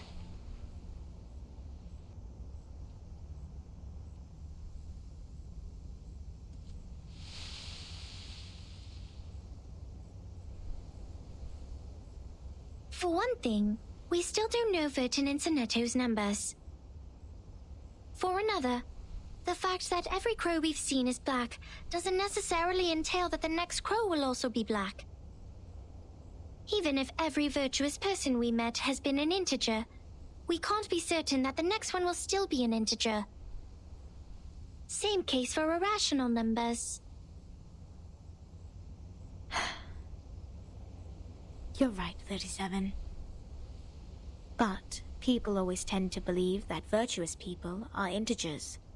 That is what we call belief. Correct. But not entirely correct. Everyone can make mistakes. Numbers are just numbers. They are not associated with virtues. Unlike me, you're always right, 37. I don't know what differs us.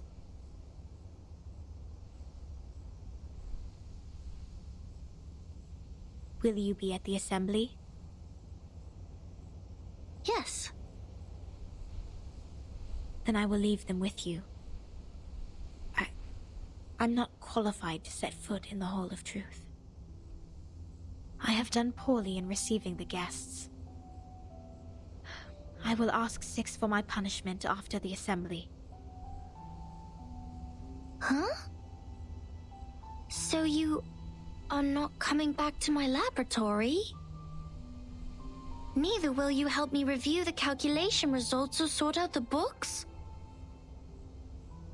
The scripture shall not be challenged.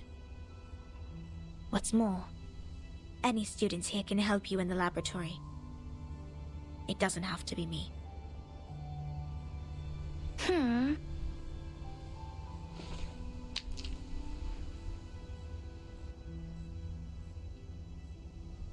Had I known, I would have let someone else welcome Vertin and her friends. Like 210. He loves to brag to young ladies so much that he would take the punishment willingly, right? You were that someone else who was assigned to receive them in the first place. If I hadn't stopped you in time, how much longer would Regulus's head have stayed in your mouth? Not to mention what happened last time, and the time before that. But the fact that I have messed up all the receptions before doesn't mean I may excel in the next one. The chances of messing up the first reception and the 100th reception are the same. Whatever you say, you little sophist.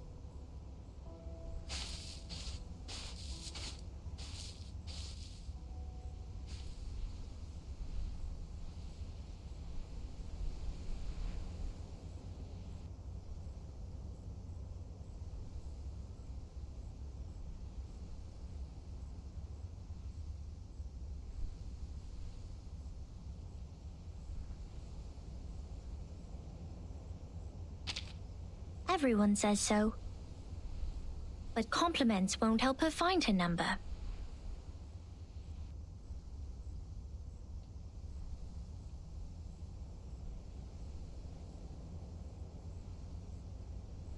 So, Vertin, are you ready for the debate? Does that mean you will help us? Of course.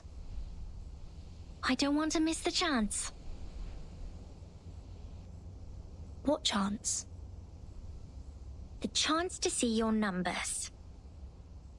There's no greater knowledge than the knowledge of oneself.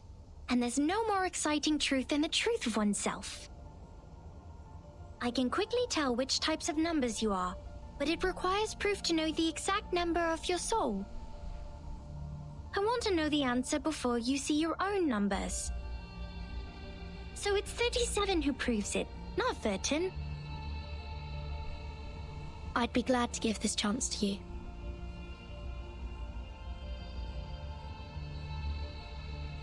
That's boring. Let's go, Vertin. The assembly's about to start.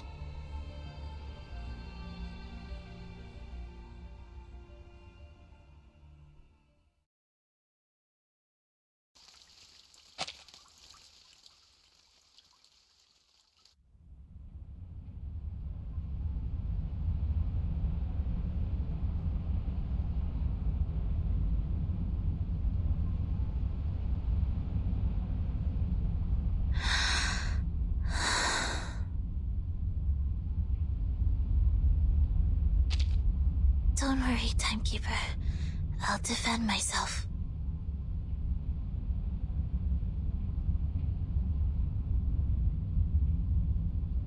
Back in the Foundation, I once won a public debate of a similar nature.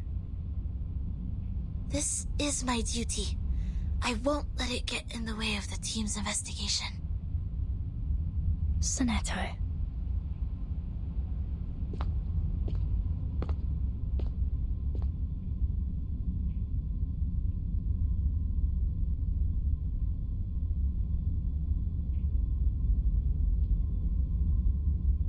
By our tradition, Miss Sonetto will be given the poisoned wine, so she will be muted and stay that way forever.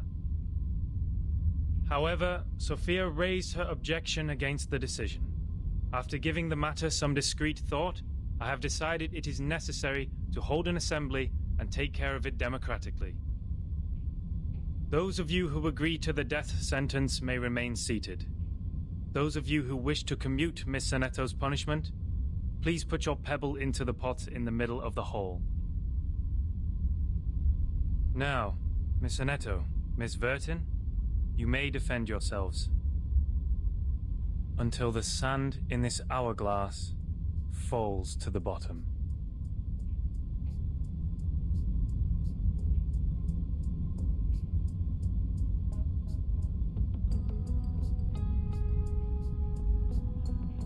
I am Sonetto from San Pavla Foundation. I wish all the honorable audiences here would lend me their ears to hear my defense as a humanitarian gesture. What number are you?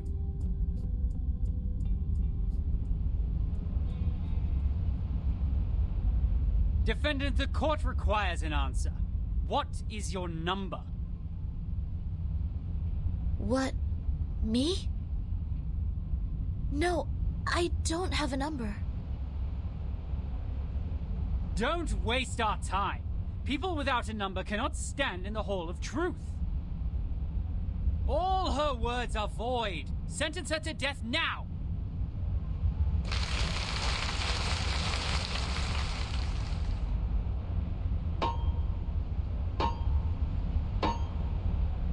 '42's argument is valid.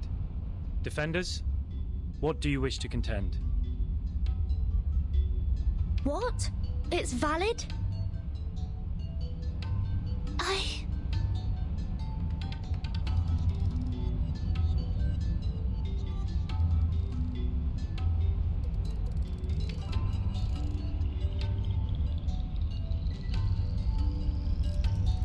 Objection!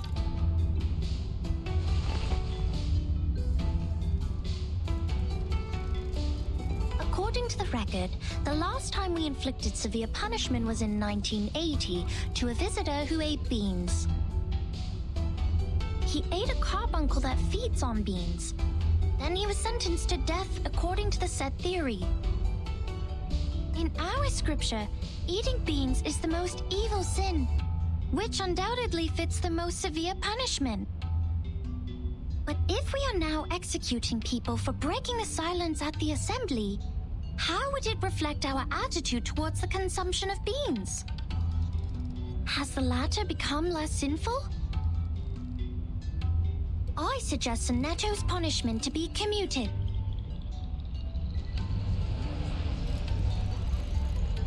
A good argument. 37's argument is deemed valid. The debate will continue.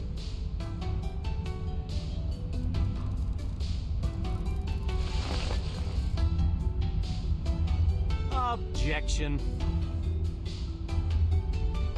The punishment for eating beans is to throw the offenders into the Gorgon current, while the punishment for the silence breaker is to drink poisoned wine.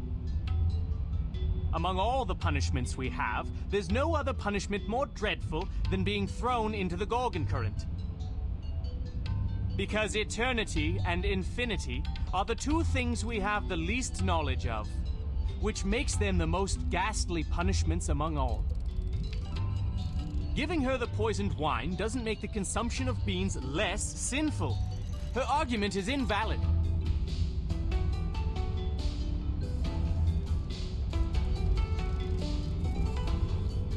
Objection! Both of the crimes would fall into the same category if we are taking the punishment as a frame of reference, which is death. Objection. The two primes in question are not commensurable, which makes your comparison invalid.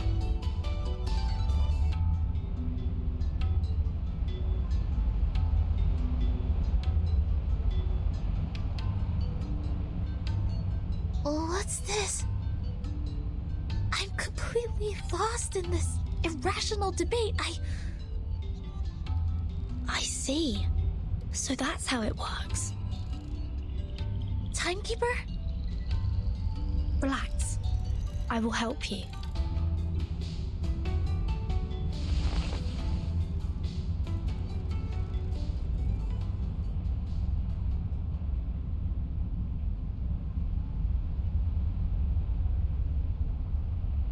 I object.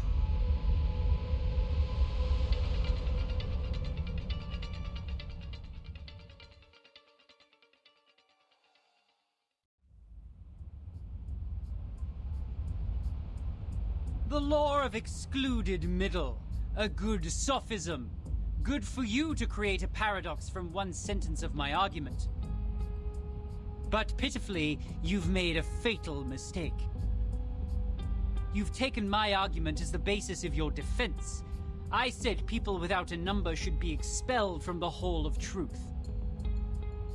You don't have a number either, Miss Outsider. Based on my argument, which has also been approved by you, I argue that all your arguments are invalid. There's no time left. 13 has a number. I saw it. What? 37, do you know what you're saying? Yeah. I read her number just now. 13's number is 0.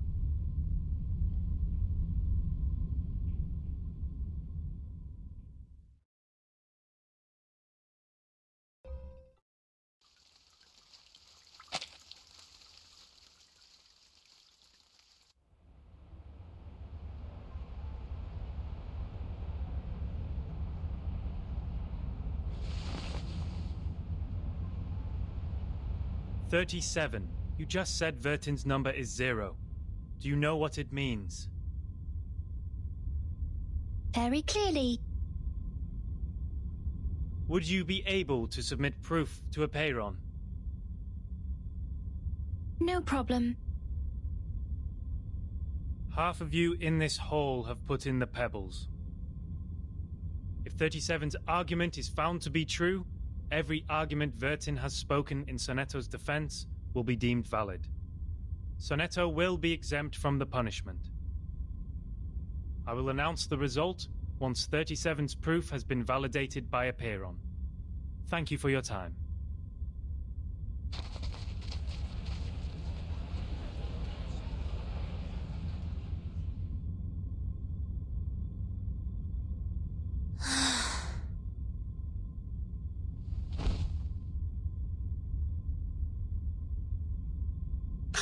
Sonetto!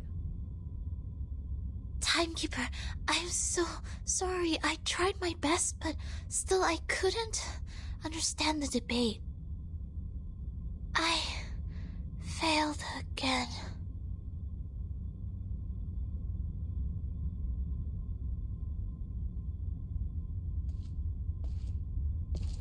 What happened to her?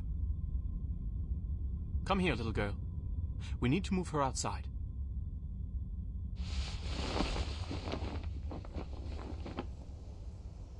Lie her down on the ground and wipe her palm and feet with dew and peppermint oil. That would be okay.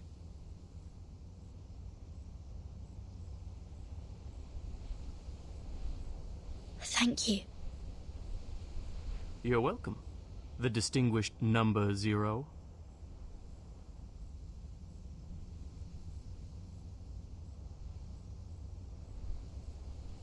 I'm kidding. I'm 210. Well, instead of the number, I prefer people call me the rhetorician. I've heard your preachment. Pretty demagogic. That's how logic works.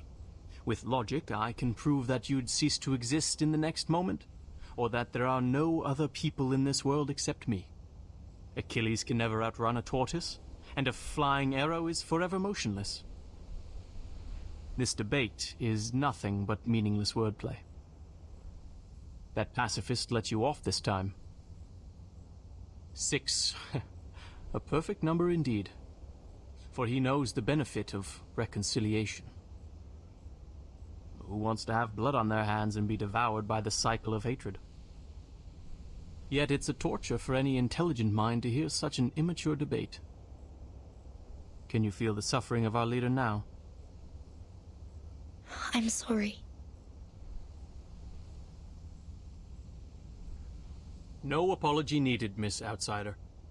I also feel sorry for your pain. Given that 37 has revealed your number. What do you mean? 37. Our evil little genius. The most cunning star of Hermes. She's been having fun revealing others' numbers for a long time. Our numbers are our essence. And it's also the most important proof we get once in our lifetime. But she enjoys taking that opportunity away from you. Just because her talent allows her to do so. She did that to her friend, too. She found out Sophia's number. But without casting an eye on that paper with her number on it, Sophia threw it into the sea. Sophia is Sophos. But you... I pity you. It doesn't seem like trouble to me. Alas, poor little Vertin. You still don't understand. The number of our souls suggests our fate. It might be changed through algorithms temporarily, swirling, shifting, or transforming alongside other changes occurring on the coordinate axis. But in the end, we can only be ourselves. 1 is thought. 2 is opinion. 3 is wisdom. 4 is strength. 5, enthusiasm. 6, harmony. 7, order. 8, philanthropy. 9 is restraint, while 10 is completion. 0, however, is in the middle of the axis, the origin of the frame of reference. It's neither positive nor negative, neither prime nor composite. Things are ever changing, but you stay the same. Your loneliness also lasts forever. This is your fate. Being exposed in full view of the crowd, yet you know nothing about it. 37 was acting on impulse, yet she opened Pandora's box. She leisurely reveals your fate. That carefree behavior makes no difference to picking up a shell on a beach. How could I not pity you?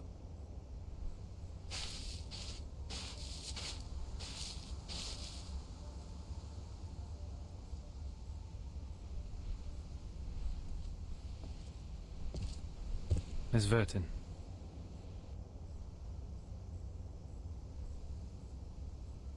"37's proof has passed the review. Your friend will now be exempt from the punishment for violating the rules. However, she has to take some catch-up lessons on the scripture. Please, meet me at the hall tomorrow at noon. I would have words with you."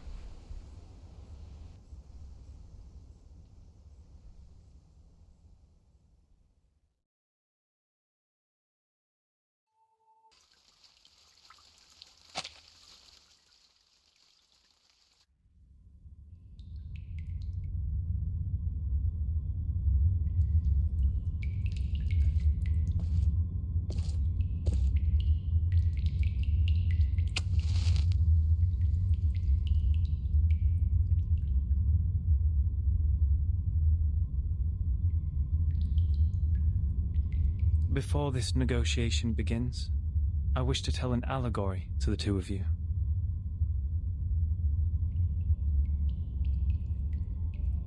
A group of people were imprisoned in a cave. Behind them, there was a fire. Before them was a tall, solid wall.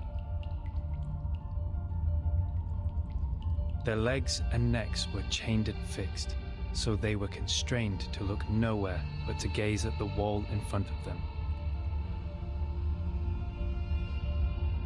When they dropped their eyes, they saw their own body. When they looked up, the flickering light of the fire fell over them, and they only saw the shadows of what was passing behind them. No one had lived one day outside the cave. The shadows cast on the wall all there was to be perceived as reality. They had no knowledge of the real world. One day, one of them escaped from the cave, walked into the light, and saw the true world with his own eyes for the first time. Everything he saw or felt in the cave was nothing more than a mere shadow of the object's true form.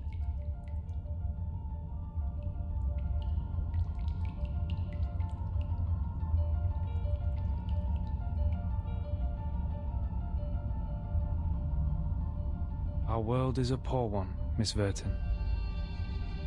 The phenomenal world is the cave in this allegory, where we are surrounded by shadows or some humble fractions of the truth. It is ugly, frivolous, filthy, perishable, subject to decay, and filled with hollow desires and meaningless struggles. Only the wise can walk out of that cave and see the world as it truly is. In that eternal, transcendent world, everything is in its most perfect form. I pray that you, Miss Verton, the representative of St. Pavlov Foundation, and you, Miss Arcana, her counterpart of Manus Vindictae, would pay heed to my words. Everything you've been fighting each other for means no more than some fragments of phenomena to us. There's only one thing worth doing. That is, to seek higher wisdom, develop one's virtue, and achieve greatness in life. We have never set foot on the soil dampened by the storm, nor have we ever been involved in the disputes brought by the torrents of time. I beg you, do not take your conflict in the phenomenal world into the realm of truth. For certain. It was never my intention to sully the sanctuary of truth. Then, to prevent a situation like this from happening again, I would like to ask you two to carve your names on these 2 stone bangles and drip a drop of your blood on each of them. Once the bracelet is put on, no one will be able to remove it. From now on, as long as you're on this island, none of your people will draw blood from one another, or the bangle shall draw all the blood from you. The peace agreement is so decided.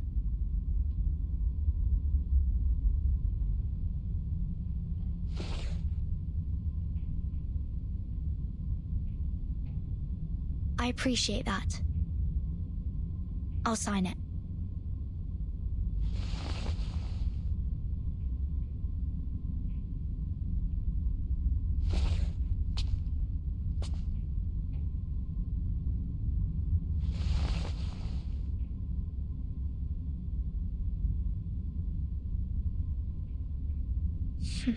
The peace agreement.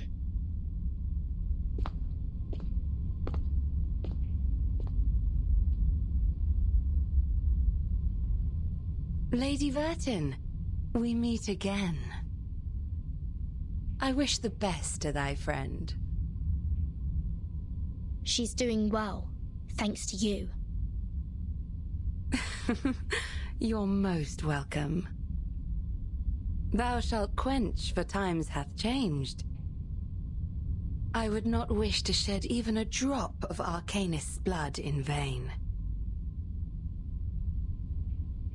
But Schneider should be the victim of a merciless bullet?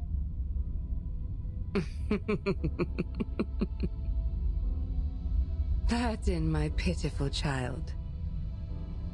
Did you forget? That merciless bullet cameth from a gun never belonging to me.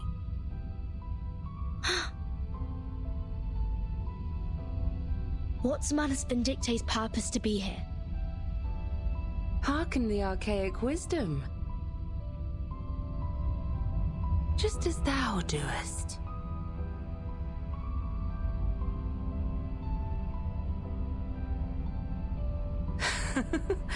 I am not surprised. I adore thy visage, Lady Vertin, emotionless in the storm. Alas, no man shall bravest the storm and live, including thee.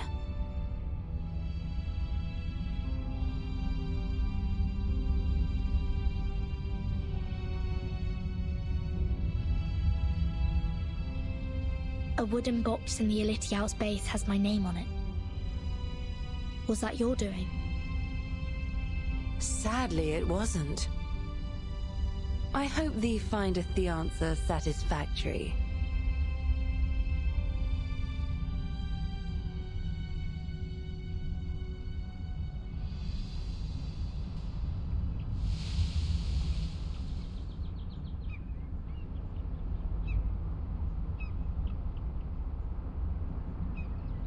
It's burning.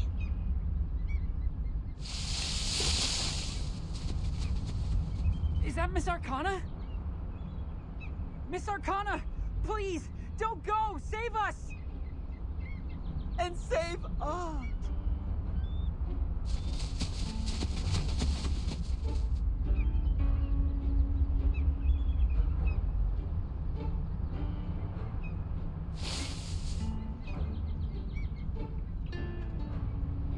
No!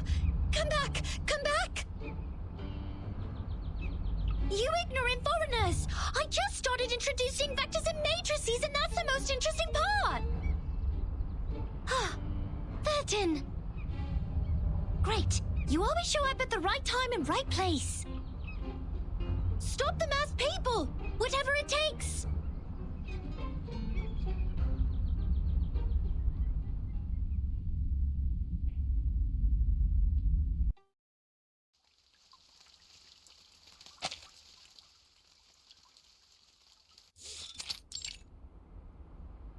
Congratulations, Miss Sonetto.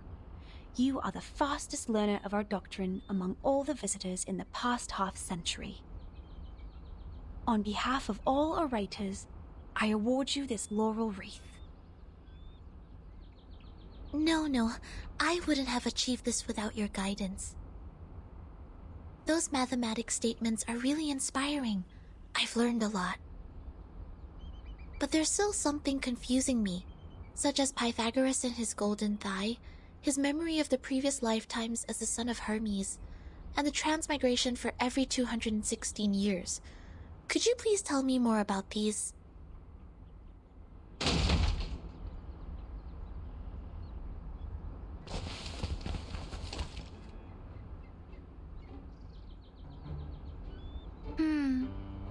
Why would people fail to see the charm of the matrices? This is not right. I need to spend more time on teaching. Anyone, save us! Thus my journey of art is doomed to fail. Yeah. I really don't want to study maths anymore. Help.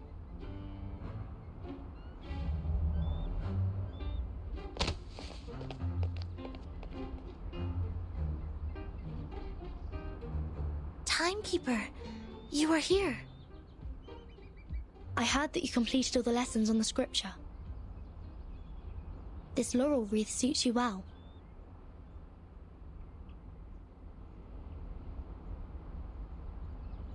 Timekeeper, I'm sorry. At the assembly, I failed to understand the arcanist's logic. It was totally different to the debates I have participated in. But now I have... That was not your fault, Sonetto. It is now behind us. I need to tell you something more important. I've signed a peace agreement with Arcana, and the price of breaking it is death. What?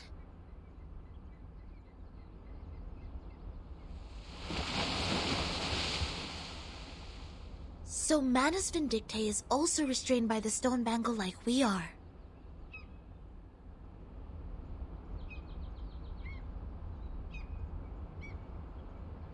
Yes, she put it on without hesitation. But I don't think her purpose would be as simple as hearkening the ancient wisdom.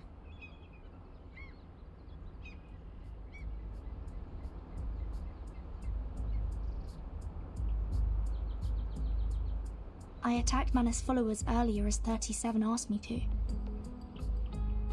But I received no punishment from the bangle. Perhaps this island makes its own judgment on what to be classified as hostility. Like it has a mind of its own. Sonetto, do not report this to the headquarters before we figure out how the bangle works. After all, there are many other things to investigate on this island, other than Manus Vindictae. I see. I will contact Miss Juvis and Miss Moiselle first and keep an eye on Arcana. Timekeeper, this island, the Manus' mask, and your suitcase are all immune to the storm. Does this mean we could collect more asymmetrical nuclide R samples? I tried to collect some samples last night in the outer region of the island. But the detecting device showed nothing. If we were to find out more, we have to go to the center area. What are you conspiring now? Do not poke the fire with swords, and do not jump over a crossbar. The assembly will not be held every time when there's a crime. Please take heed of my warning, and do not overstep the line. Learn a lesson from them.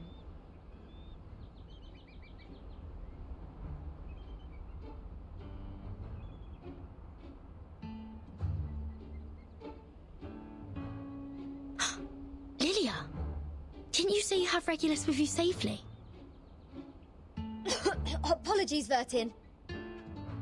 I was going to rescue Sonetto through a very creative underground tunnel. But things didn't quite go as planned.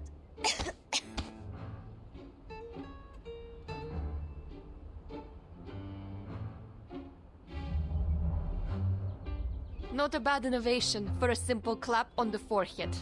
If only you didn't miscalculate the location of the explosion. This apple is grateful that it didn't get blasted into a puddle of apple jam. Warning. Shell cleaning required. Warning. I don't know why, but when I was in that cave, ideas kept flooding into my head. Though, judging by the outcome, they weren't all good ideas.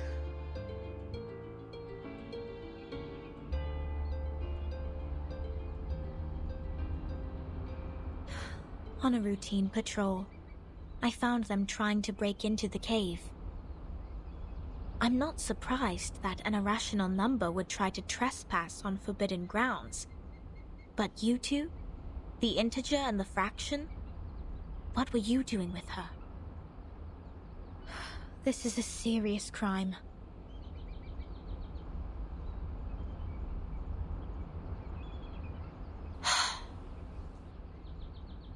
Do we have to go through this debate again? It's okay, Timekeeper. I will defend Regulus. I've thoroughly studied the scripture, and this time I'm sure I can do better. Forget it.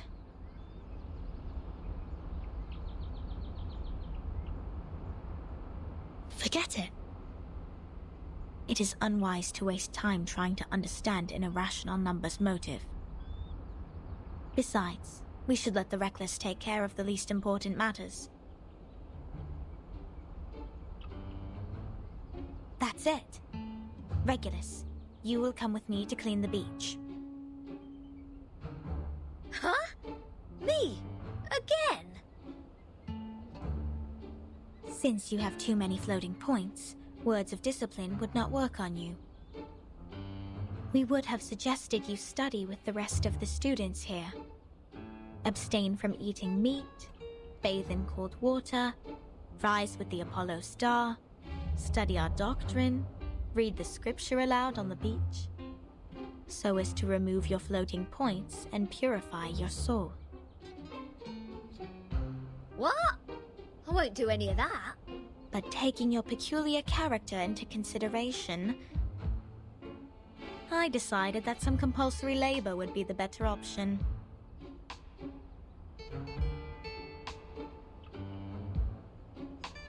Oh, that's the best news of the day. I'd rather clean up the rubbish on the beach than be surrounded by people giving sermons all the time.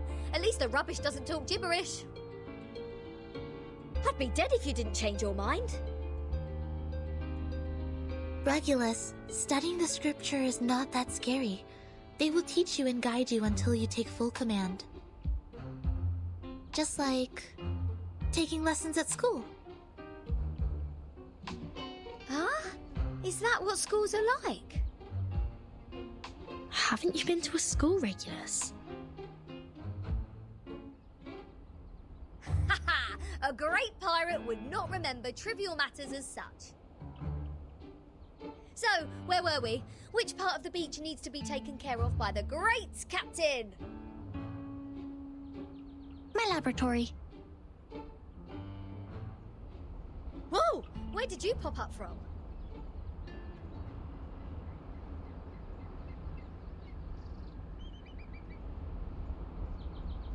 "37. Aren't you supposed to preach to the visitors?" I've seen their numbers. A group of negative repeating infinite decimals. They will achieve nothing but to repeatedly step in the river of mistakes. I gave up on them. Fine. Those of you who are complicit in breaking into the cave will also be sent to labor. Sonetto and Lilia will come with me to patrol. Regulus, you can go clean the lab. As for Verton, you will assist 37 with her study of the emanation. Don't waste more time on the trivial matters of the phenomenal world, integers. That was the sole reason you were on this island, was it not?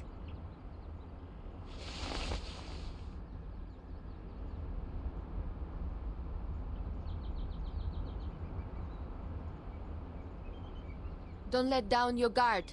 The arcanists on this island are not as easy to deal with as you imagined. Down in the cave, I heard some pretty alluring and intriguing anecdotes.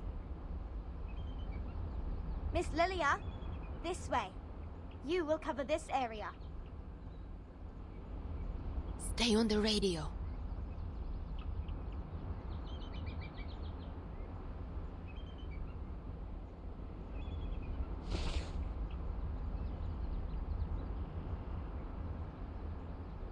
Don't worry, Timekeeper. Lilia and I will keep an eye on Manus Vindictae. We are counting on you, Sonetto. I have a feeling we are coming closer to a big secret.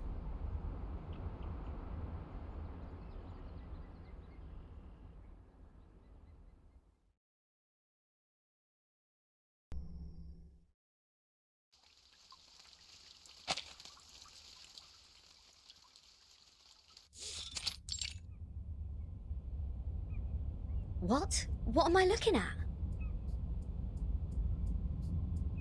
So your so-called sacred project is this gigantic IDM computer?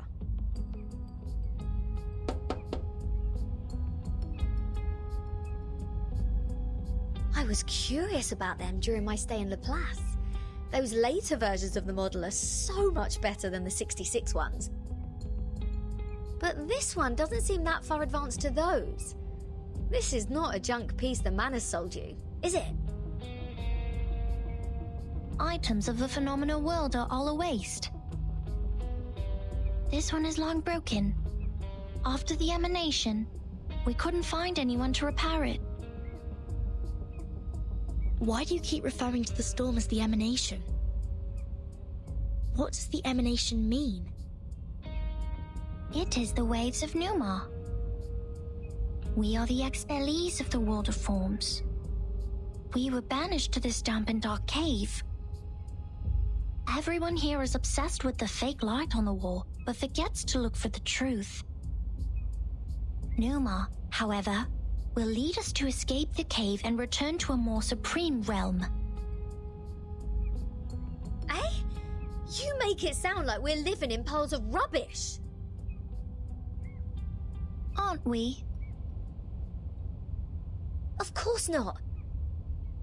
If you ask me, I'd say you have absolutely no idea how wonderful the outside world is, because you have never left here to try it yourself. Dr. Pepper, the music festivals, Rory Storm, the Hollies, and the Rolling Stones. Oh, there are too many to count. If it weren't for this sick storm, I would still be riding a motorcycle in one of those races in London. Your soul must be pretty contaminated. And the computer, they can calculate extremely large numbers within seconds, better than hundreds of thousands of you combined together. In the case of numbers, it's not the bigger the better. Also, this computer has never played a useful part in our study. Come on, mate. You people just leave it in a cave. It's like sending an infant to the kitchen and waiting for it to bring you dinner. Never mind, you'll see what I mean after I fix it.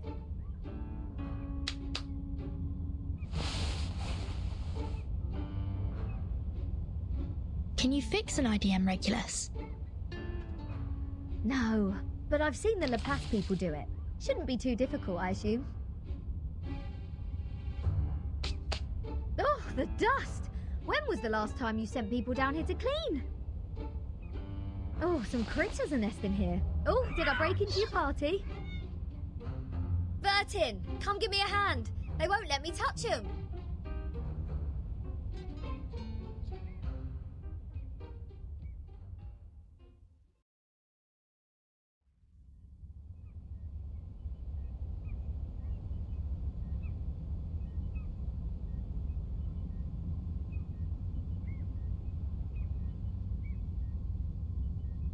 You fixed it. It's great to have you clean the laboratory, Regulus. Your floating point immediately reduced. Oh, is that a compliment? Sounds like one to me. Thank you. It's a wordplay, Captain. Infinity minus any numbers still equals to infinity. Oh, fine, fine. I should have given up the idea of changing your eccentric sorting system a long time ago. What's the meaning of humans inventing computers if these machines were only left here for some critters to nest in?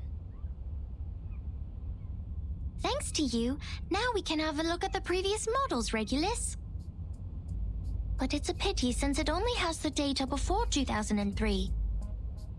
Everything in the past 4 years has gone missing.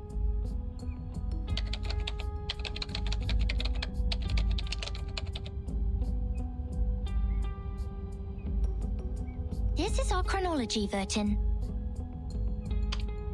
From 1999 to 2007, the emanation has taken place 7 times.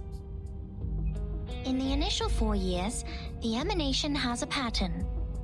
First, it brought us back to the 90s, then the 80s, and then the 70s. After that, it suddenly leaped to the 30s.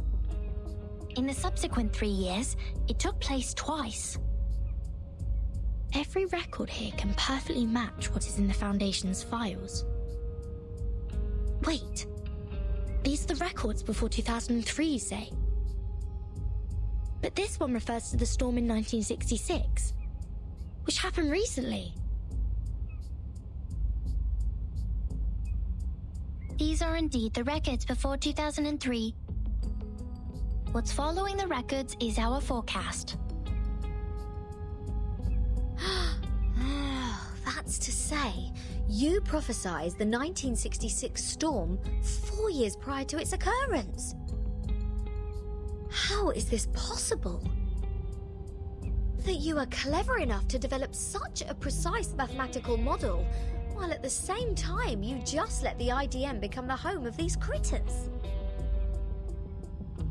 We just worked out the patterns in the number sequences. You made such precise prediction even without leaving the island. That's incredible. You don't need to go into a river to find out the pattern of its flow. Moreover, we would send people to observe in the phenomenal world. My mother was one of them. She is the co-author of this model. Nobody knows this computer better than her. So you have a mother too? Two? 37. Where is your mother now? Like many people, she was restored to her true form. Since then, I took over this laboratory. The form, you said? 37? What is it? What kind of question is this?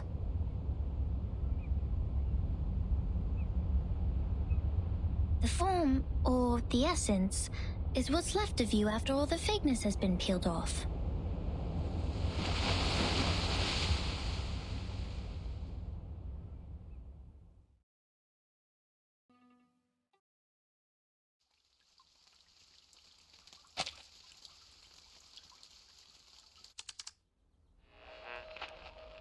Now we are listening to the New Year collection. The world-famous painting Mona Lisa was found and returned to Musée du Louvre in the afternoon of December 13th. The U.S. Congress passed the Federal Reserve Act on December 23rd, formally establishing the Federal Reserve System. The conflict between Austria-Hungary and Serbia has escalated. Bulgaria challenged the Bucharest Peace Treaty. Tension is building up over the Balkan Peninsula. In London, futurists gathered under Big Ben, celebrating the upcoming 1914. This is news of the outside world?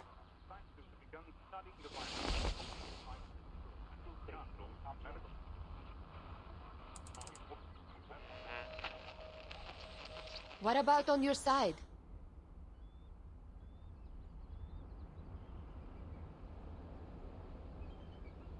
Well, I am with Sophia. Arcana's still in the hall. She hasn't taken any action so far. Got it. Please keep an eye on the Manus followers. Be mindful of the restrictions set by the Bangle. Who are you talking to?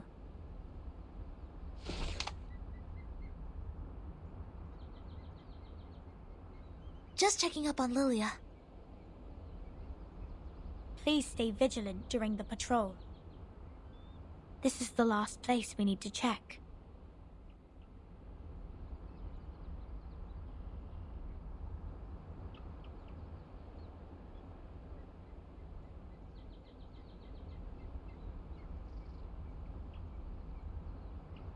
We must keep this graveyard clean. Our dead deserve to be left in peace and undisturbed by the phenomenal world.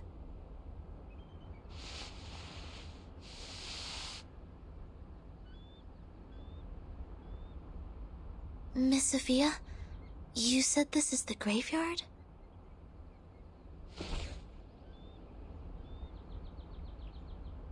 Yes, the geometry graveyard it is called. 4 years ago, my father was restored to a geometric body on his way back to the island. So was 37's mother, who was also on that ship.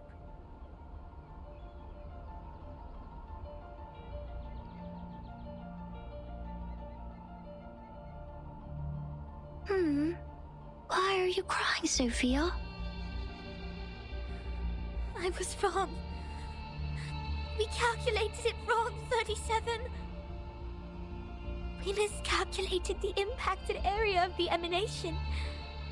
We thought the ships would be safe in the Gorgon current, But the safe area is in fact 5 degrees away. When the emanation happened, the bow of their ship had just entered the safe area. But it was too late. My dad is gone. So is your mom. I know. But why are you crying? My mom and your dad have come back to us, right? Have come back? Do you call this coming back? Like this? In the form of geometric bodies? Cold and silent? Being pushed to the shore?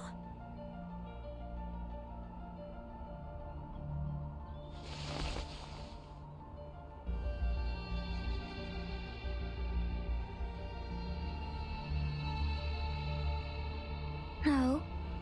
They have gone somewhere further. Look at them. These geometric bodies. How pure and how elegant. I've never seen such perfect geometric bodies before. If they are not from the eternal and transcendental world of forms, how should we explain this? 37? I'm going to study the emanation, Sophia. This is the best chance ever. The transcendental world finally opens its door to us. We will reach our hands to the forms and explore the oldest and eternal laws. Will you help me, Sophia? Next time I will definitely make a better calculation. I promise.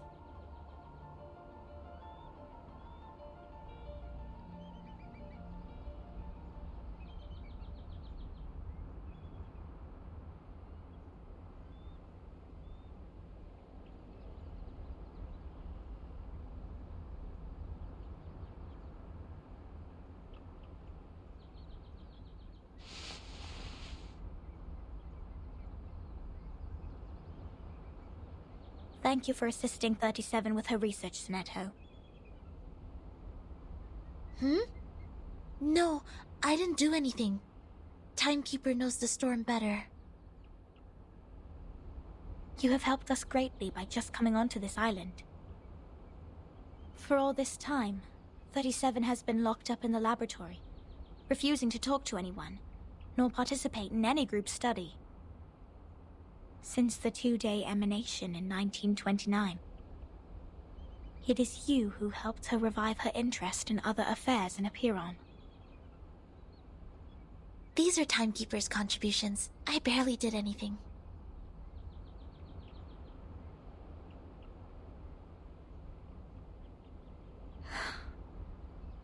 I can't help 37. Because I don't see the charm of numbers. I lack the perception that an integer should have. That's why I can't see my own number. The number's charm? Sorry, I have never thought about this. For me, Arcanum is my inborn mission. If you ask me, you are an unbelievably excellent Arcanist. You can flatten the ground, clean up the beach, and rectify errors. You did it in an efficient and precise manner, which is already an advanced ritual. Any students who have sworn to knowledge can do this easily. They aren't doing my job because they wish not to waste time on these trivial fragments of the phenomenal world. Because they have seen the truth.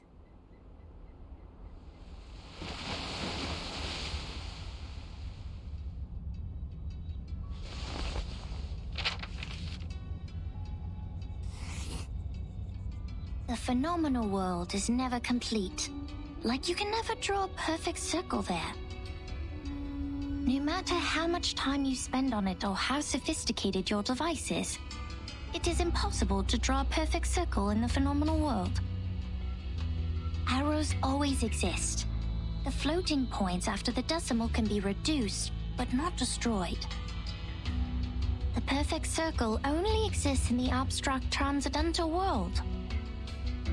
Of course, anyone in the world can find out the value of pi through the most primitive method. Egyptians, Greeks, Chinese, and Babylonians, they have all tried.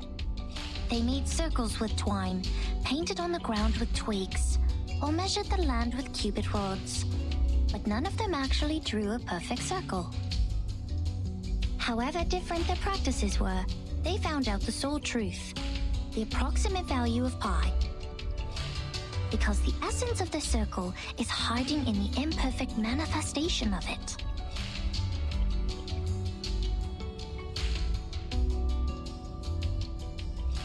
This is the truth.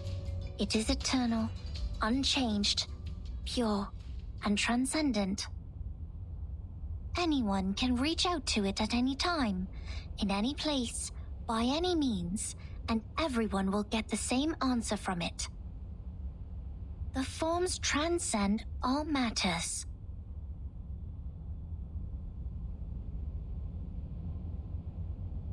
The world of matters we live in is being flooded and destroyed by the tides of Numa.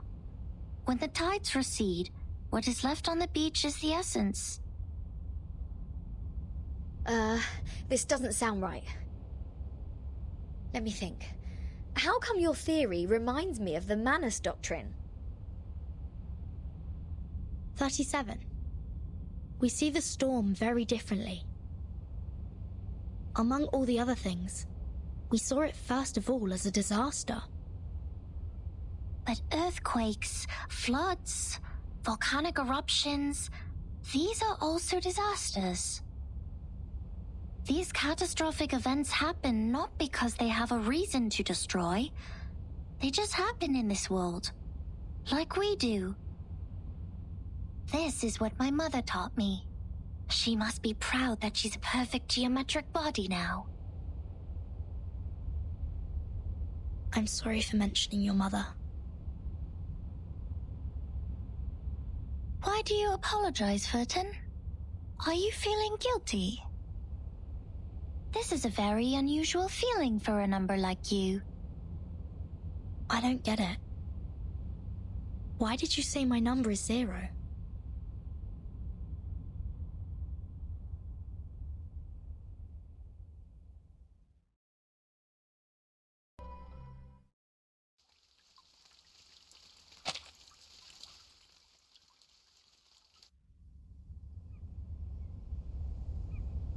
I just saw it. The numbers of everything and every being would just emerge in front of me. I see it, and I speak it out loud. That's it. 210 told me numbers imply our fate. Don't believe him, Verton.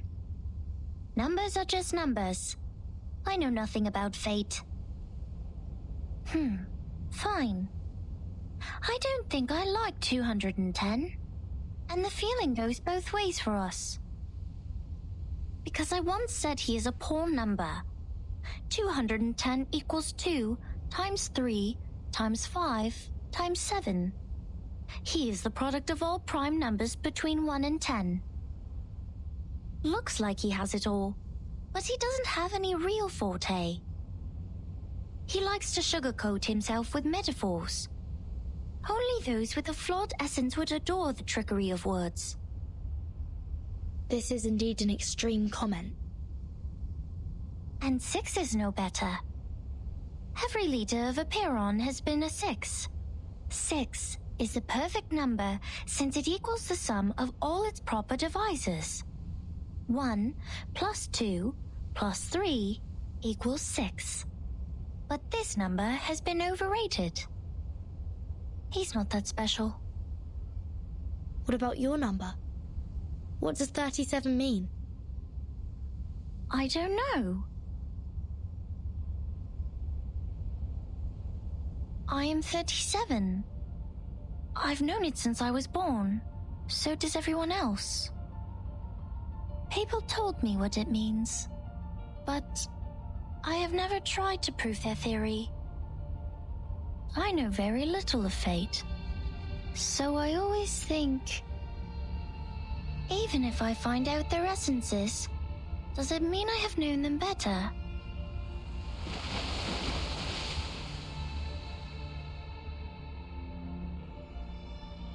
"37 once tried to tell me my number.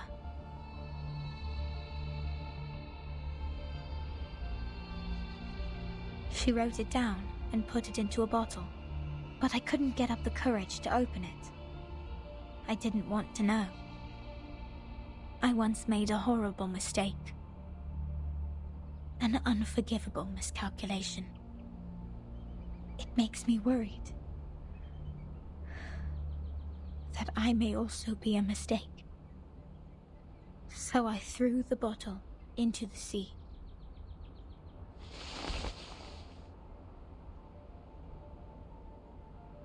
This is how 37 is different from us. We are all prisoners of that cave. Only the wise one can find her way out of the cave and return to rescue the rest of us. I'm the ignorant prisoner who sits, and she's the wise one who returns. I will be crushed into dust by the truth, while she will be the star shining above it.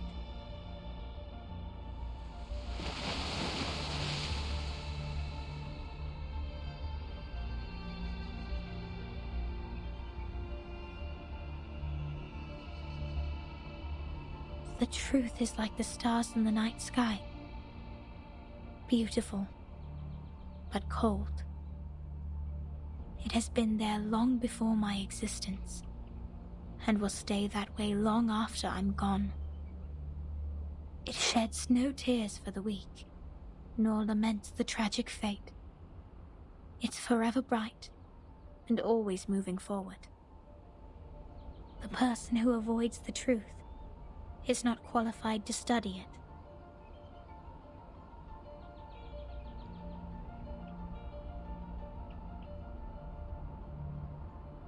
I'm sorry. My interpretation has been emotional. No. I think I kind of know how you feel, Miss Sophia. However unworthy you think you are, there must be something we can do. Maybe we can't reach the core of the truth, but we can clean up the path to it for the future explorers. This is our fate. Interesting insight. I have come to understand why 37 likes you so much. Let us go back to work then. Start from dusting the tombstones.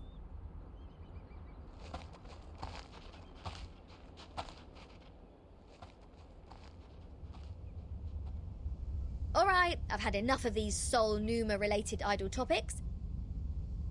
I want to have a look at your model. Wow, seriously? How did you get this far?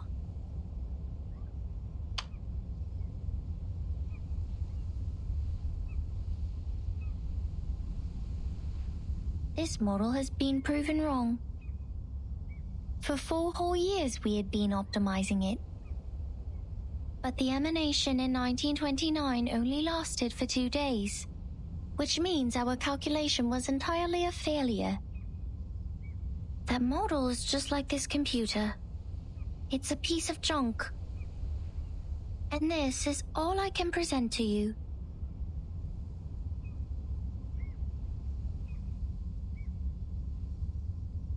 No, it's not junk.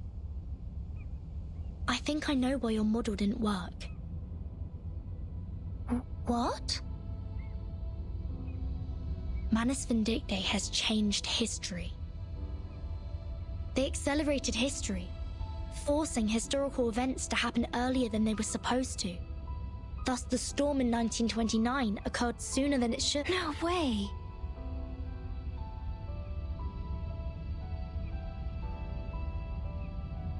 Controlling the emanation. Changing the history of the outside world. Numa is eternal and transcendental. It won't obey any orders given from the phenomenal world. Neither will it change its patterns because of some fragments. I'm telling the truth, 37. I've been there, in the storm of 1929. Your model was not wrong. You just missed some key information. You've never been to the place where the storm falls, and thus know nothing about the symptoms of the storm syndrome and the true purposes of Manus Vindictae. No! That's impossible! Even if there are means to control the emanation, it wouldn't be like this. If this is true, does it mean the phenomenal world, this insignificant phenomenal world, is more transcendental? Mother's model was defeated by this?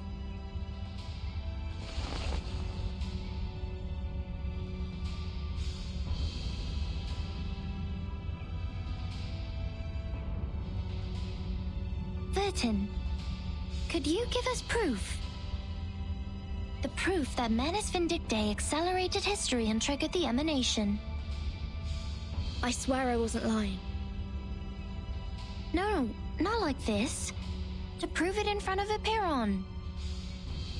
Go to our sacred place, to the Hall of Truth, in the depths of the cave. There, everyone can see the essence of the world.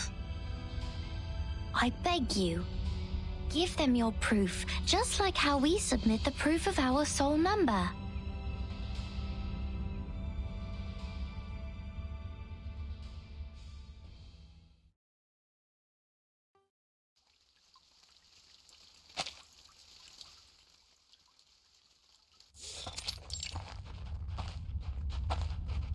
Wait a second, just a second. Isn't this still the dungeon? Are you setting us up? All caves are interconnected. This is the way to our sacred place. 37, wait. I remember Sophia once told us that trespassing on the sacred place is a serious crime. No worries. The restrictions were to help us not be distracted by the unimportant details in life. It would not stop us from seeking the truth. Oh, excellent. I will tell it to the Abraxas when it shows up.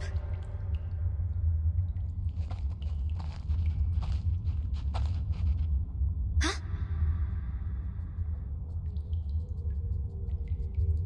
Hey, 37. Are you sure this is the right way? My heart just sank as if I took a bite of those overnight potato chips. Are you scared? Oh, you wish. But when I was exploring underground with Lilia earlier, we ran into some fog like this one. Oh, it doesn't bring you any wanted guess, mind you. Maybe you were their target because you are an irrational number. Oh, is that so? You integers will be fine then. Good luck. Don't beg this pirate for help later. Hold that. Something is coming out.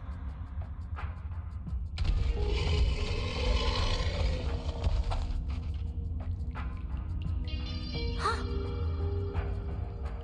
Rooster head with two snakes as its feet. Abraxas. That's weird. Why are they here? They're coming for us. Ha! What did I say? Don't bet. Regulus, prepare for battle.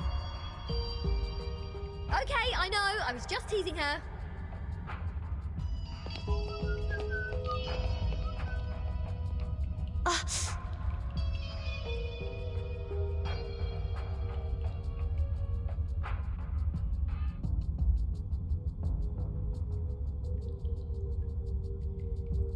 The stone bangle is activated. But they're just Abraxas. Regulus, wait for their attack. Do not kill them. What kind of request is this? Listen to me, Regulus. That's of prime importance. Fine. If it is of prime importance, this pirate will try her best.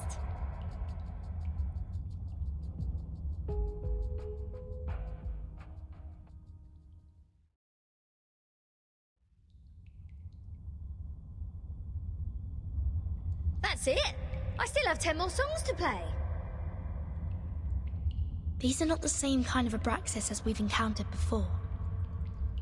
Do they have different varieties? Wait, where is Miss 37?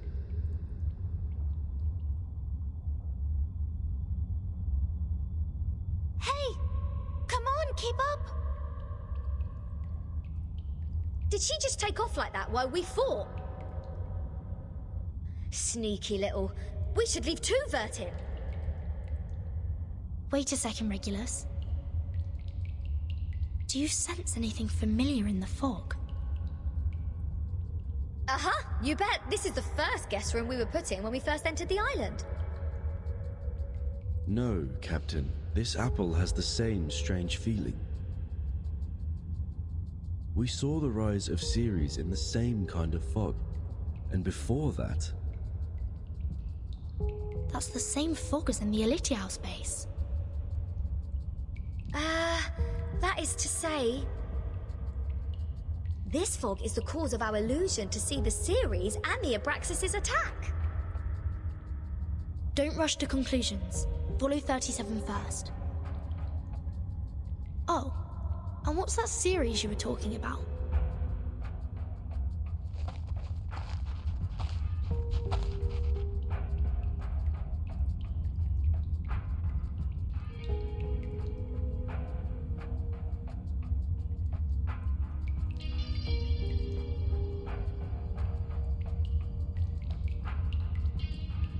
I just picked up a piece of paper. Like this, just bent over and reached to the ground.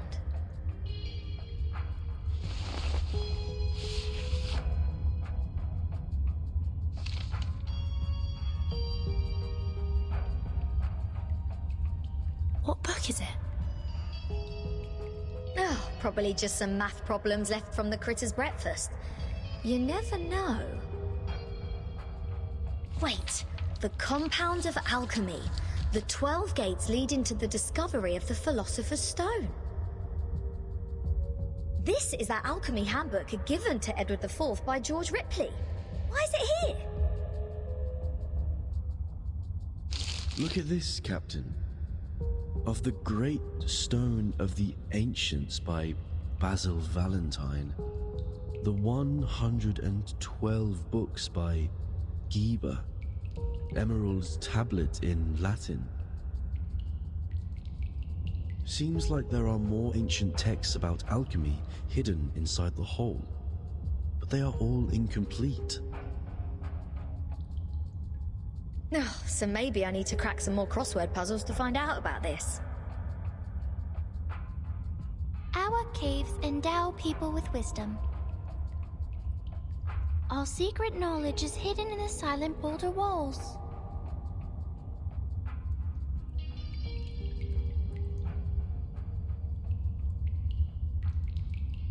The knowledge in those books is just a drop in the ocean. Follow me, Regulus.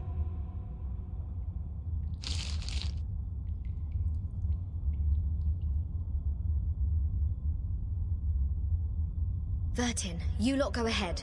Go with 37. I will meet you outside. You want to read these books here? The knowledge passed down through language can easily be distorted. Compared to the wisdom of a Peron, it's nothing. No, I'm not going to stay here. I'm going back. Oh, all right. I might as well just admit that your cave indeed has the power to give people insights. If I follow its lead, perhaps I'll finally work out the answer about that little thing I've been carrying with me. Never thought that I'd find the answer here. Easy as picking up a shell on a beach.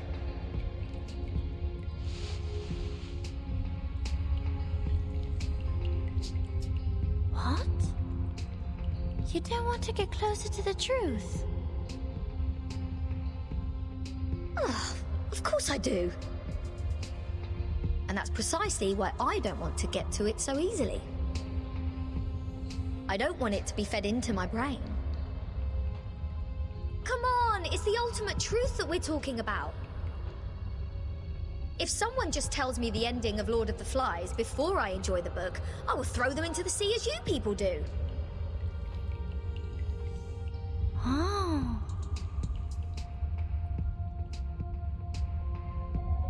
I only met 2 people who reject the truth. So this is the mindset of irrational numbers. I see.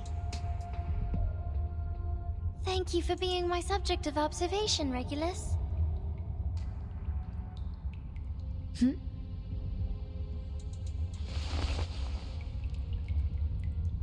Go, Vertin.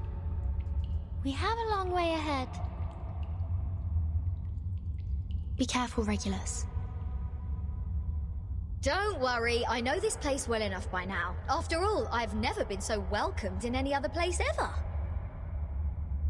Critters, monsters, creatures with strange heads. Do you worse. This pirate is not afraid of you.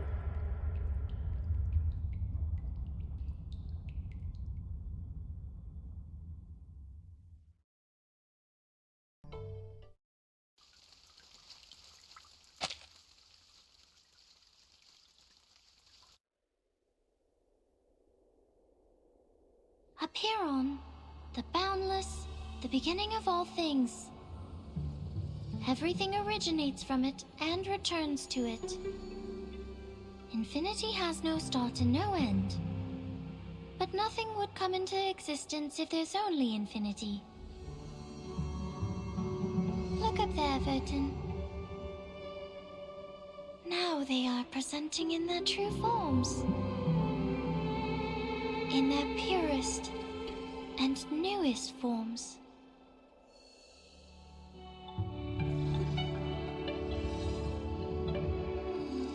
Our world was born from the wounds on infinity. When it's cut by finity, the patterns of the cutting are what we call mathematics. Thus, the essences of numbers exist inside all beings, and the patterns of all numbers exist in all matters. The length of a butterfly's wings and its body are in golden ratio, and the plant leaves grow on their stems in the pattern of the Fibonacci spiral. This is the most primitive rhythm of Arcanum, and it is also the beginning of our extraordinary study. This is the essence. And how do I submit my proof? Close your eyes, Vertin. Only when your eyes are closed will your mind open up. Now, stay fully concentrated and recall the question you want to verify. Only in the absolute contemplation can truth reveal itself to you.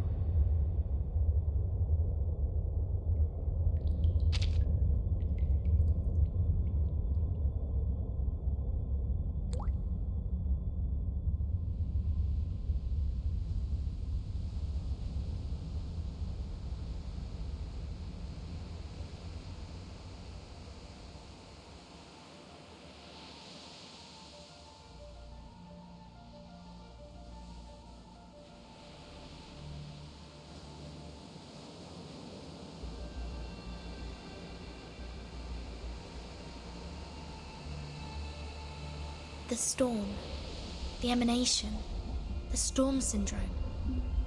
Where are they from? Foundation, Manus Vindictae, Aperon. What roles do they play? Why does the storm fall when history trembles? Why doesn't the storm fall into the misty land? What is the ingredient of asymmetrical nuclide R?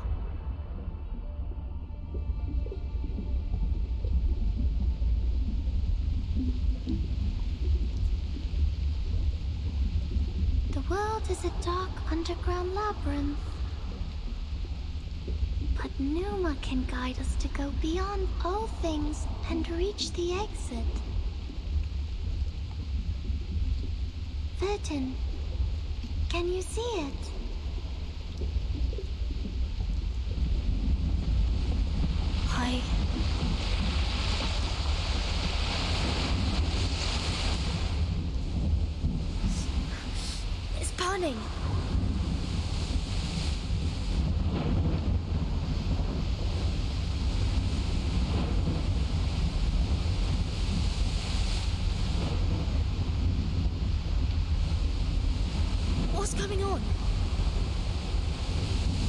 somebody fighting with a Manus now?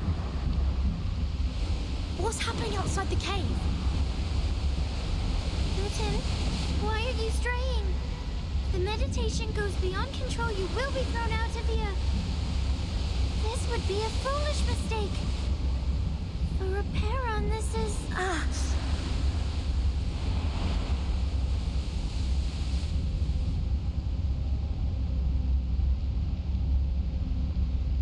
Alas, no man shall bravest the storm and live.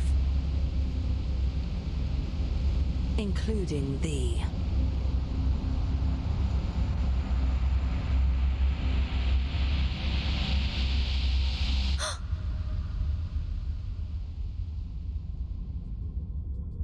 "37! 37!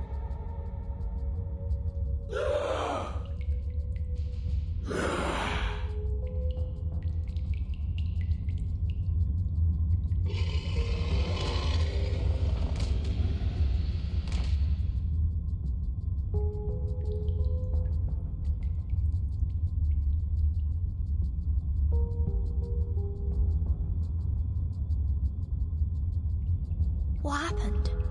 Were all those illusions?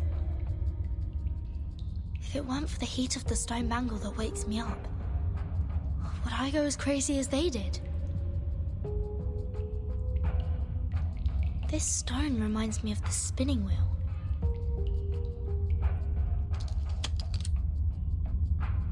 The collector of asymmetric nuclei are. If the reagent turns gold after reacting with the fog here, that means the fog contains elements that can be immune to the storm.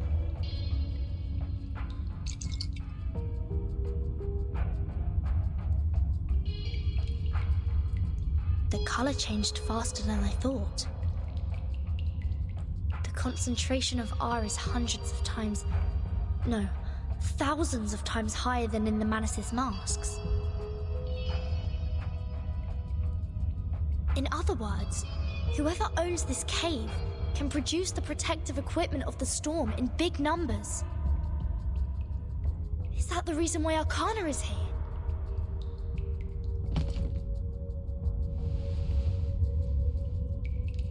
Oh, Mother, our model. Has it failed? Has it failed? I need to take 37 out of here.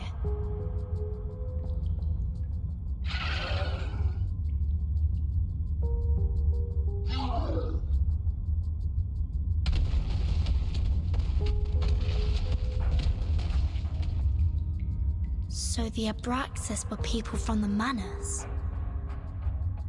The fog here can affect people's minds, like those around the lake in my suitcase.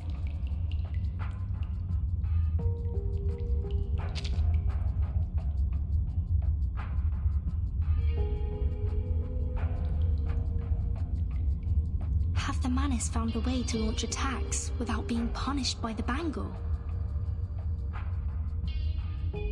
Or don't they care about the price they will be paying anymore?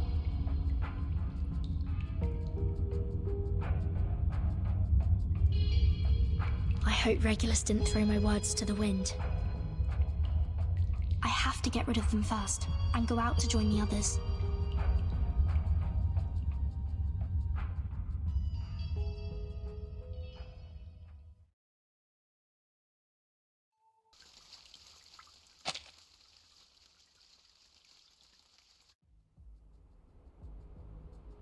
Vertin, finally! The Manus suddenly emerged everywhere like ants. Lilia and I couldn't take them all down.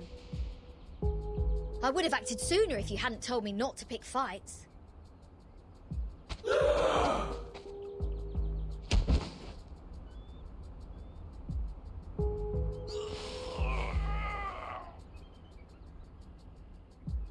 Bleen, all they want is to attack, even if their blood will be sucked out. Insane!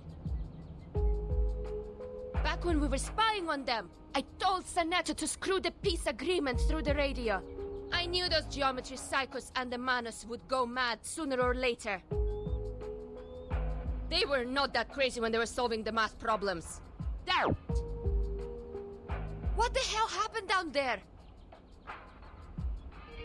The cave is the key to be immune to the storm.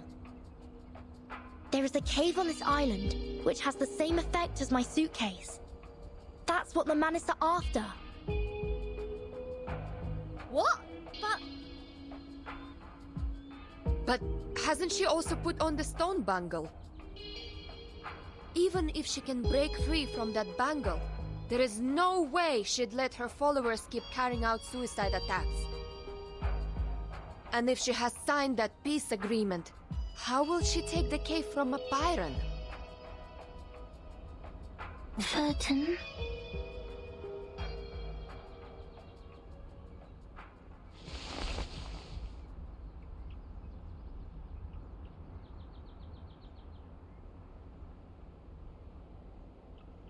What's that?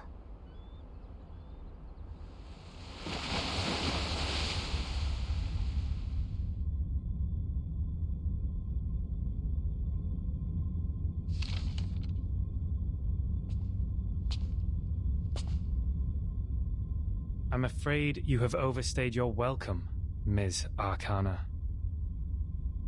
I have to regrettably remind you not to overstep the boundaries, despite the great help you've given to us. I take not thought for needless disputes.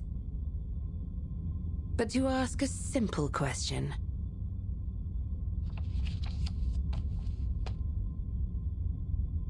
The great philosophers. Ye seek the ancient wisdom, follow the sage's teaching, and pursue the noble virtues. You are separated from the world for thousands of years. And you have not gained the human's understanding, nor have you sought for it. I find pleasure in this allegory of the cave. However, hast this been unto thee? That too led us to the exile in this cave.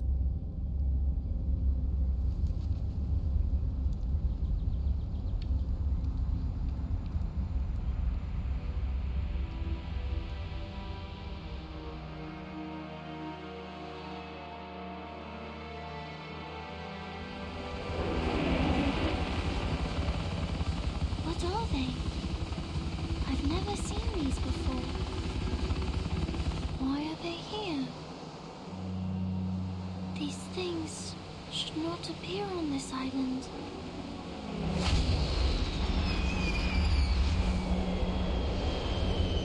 No! 97, no!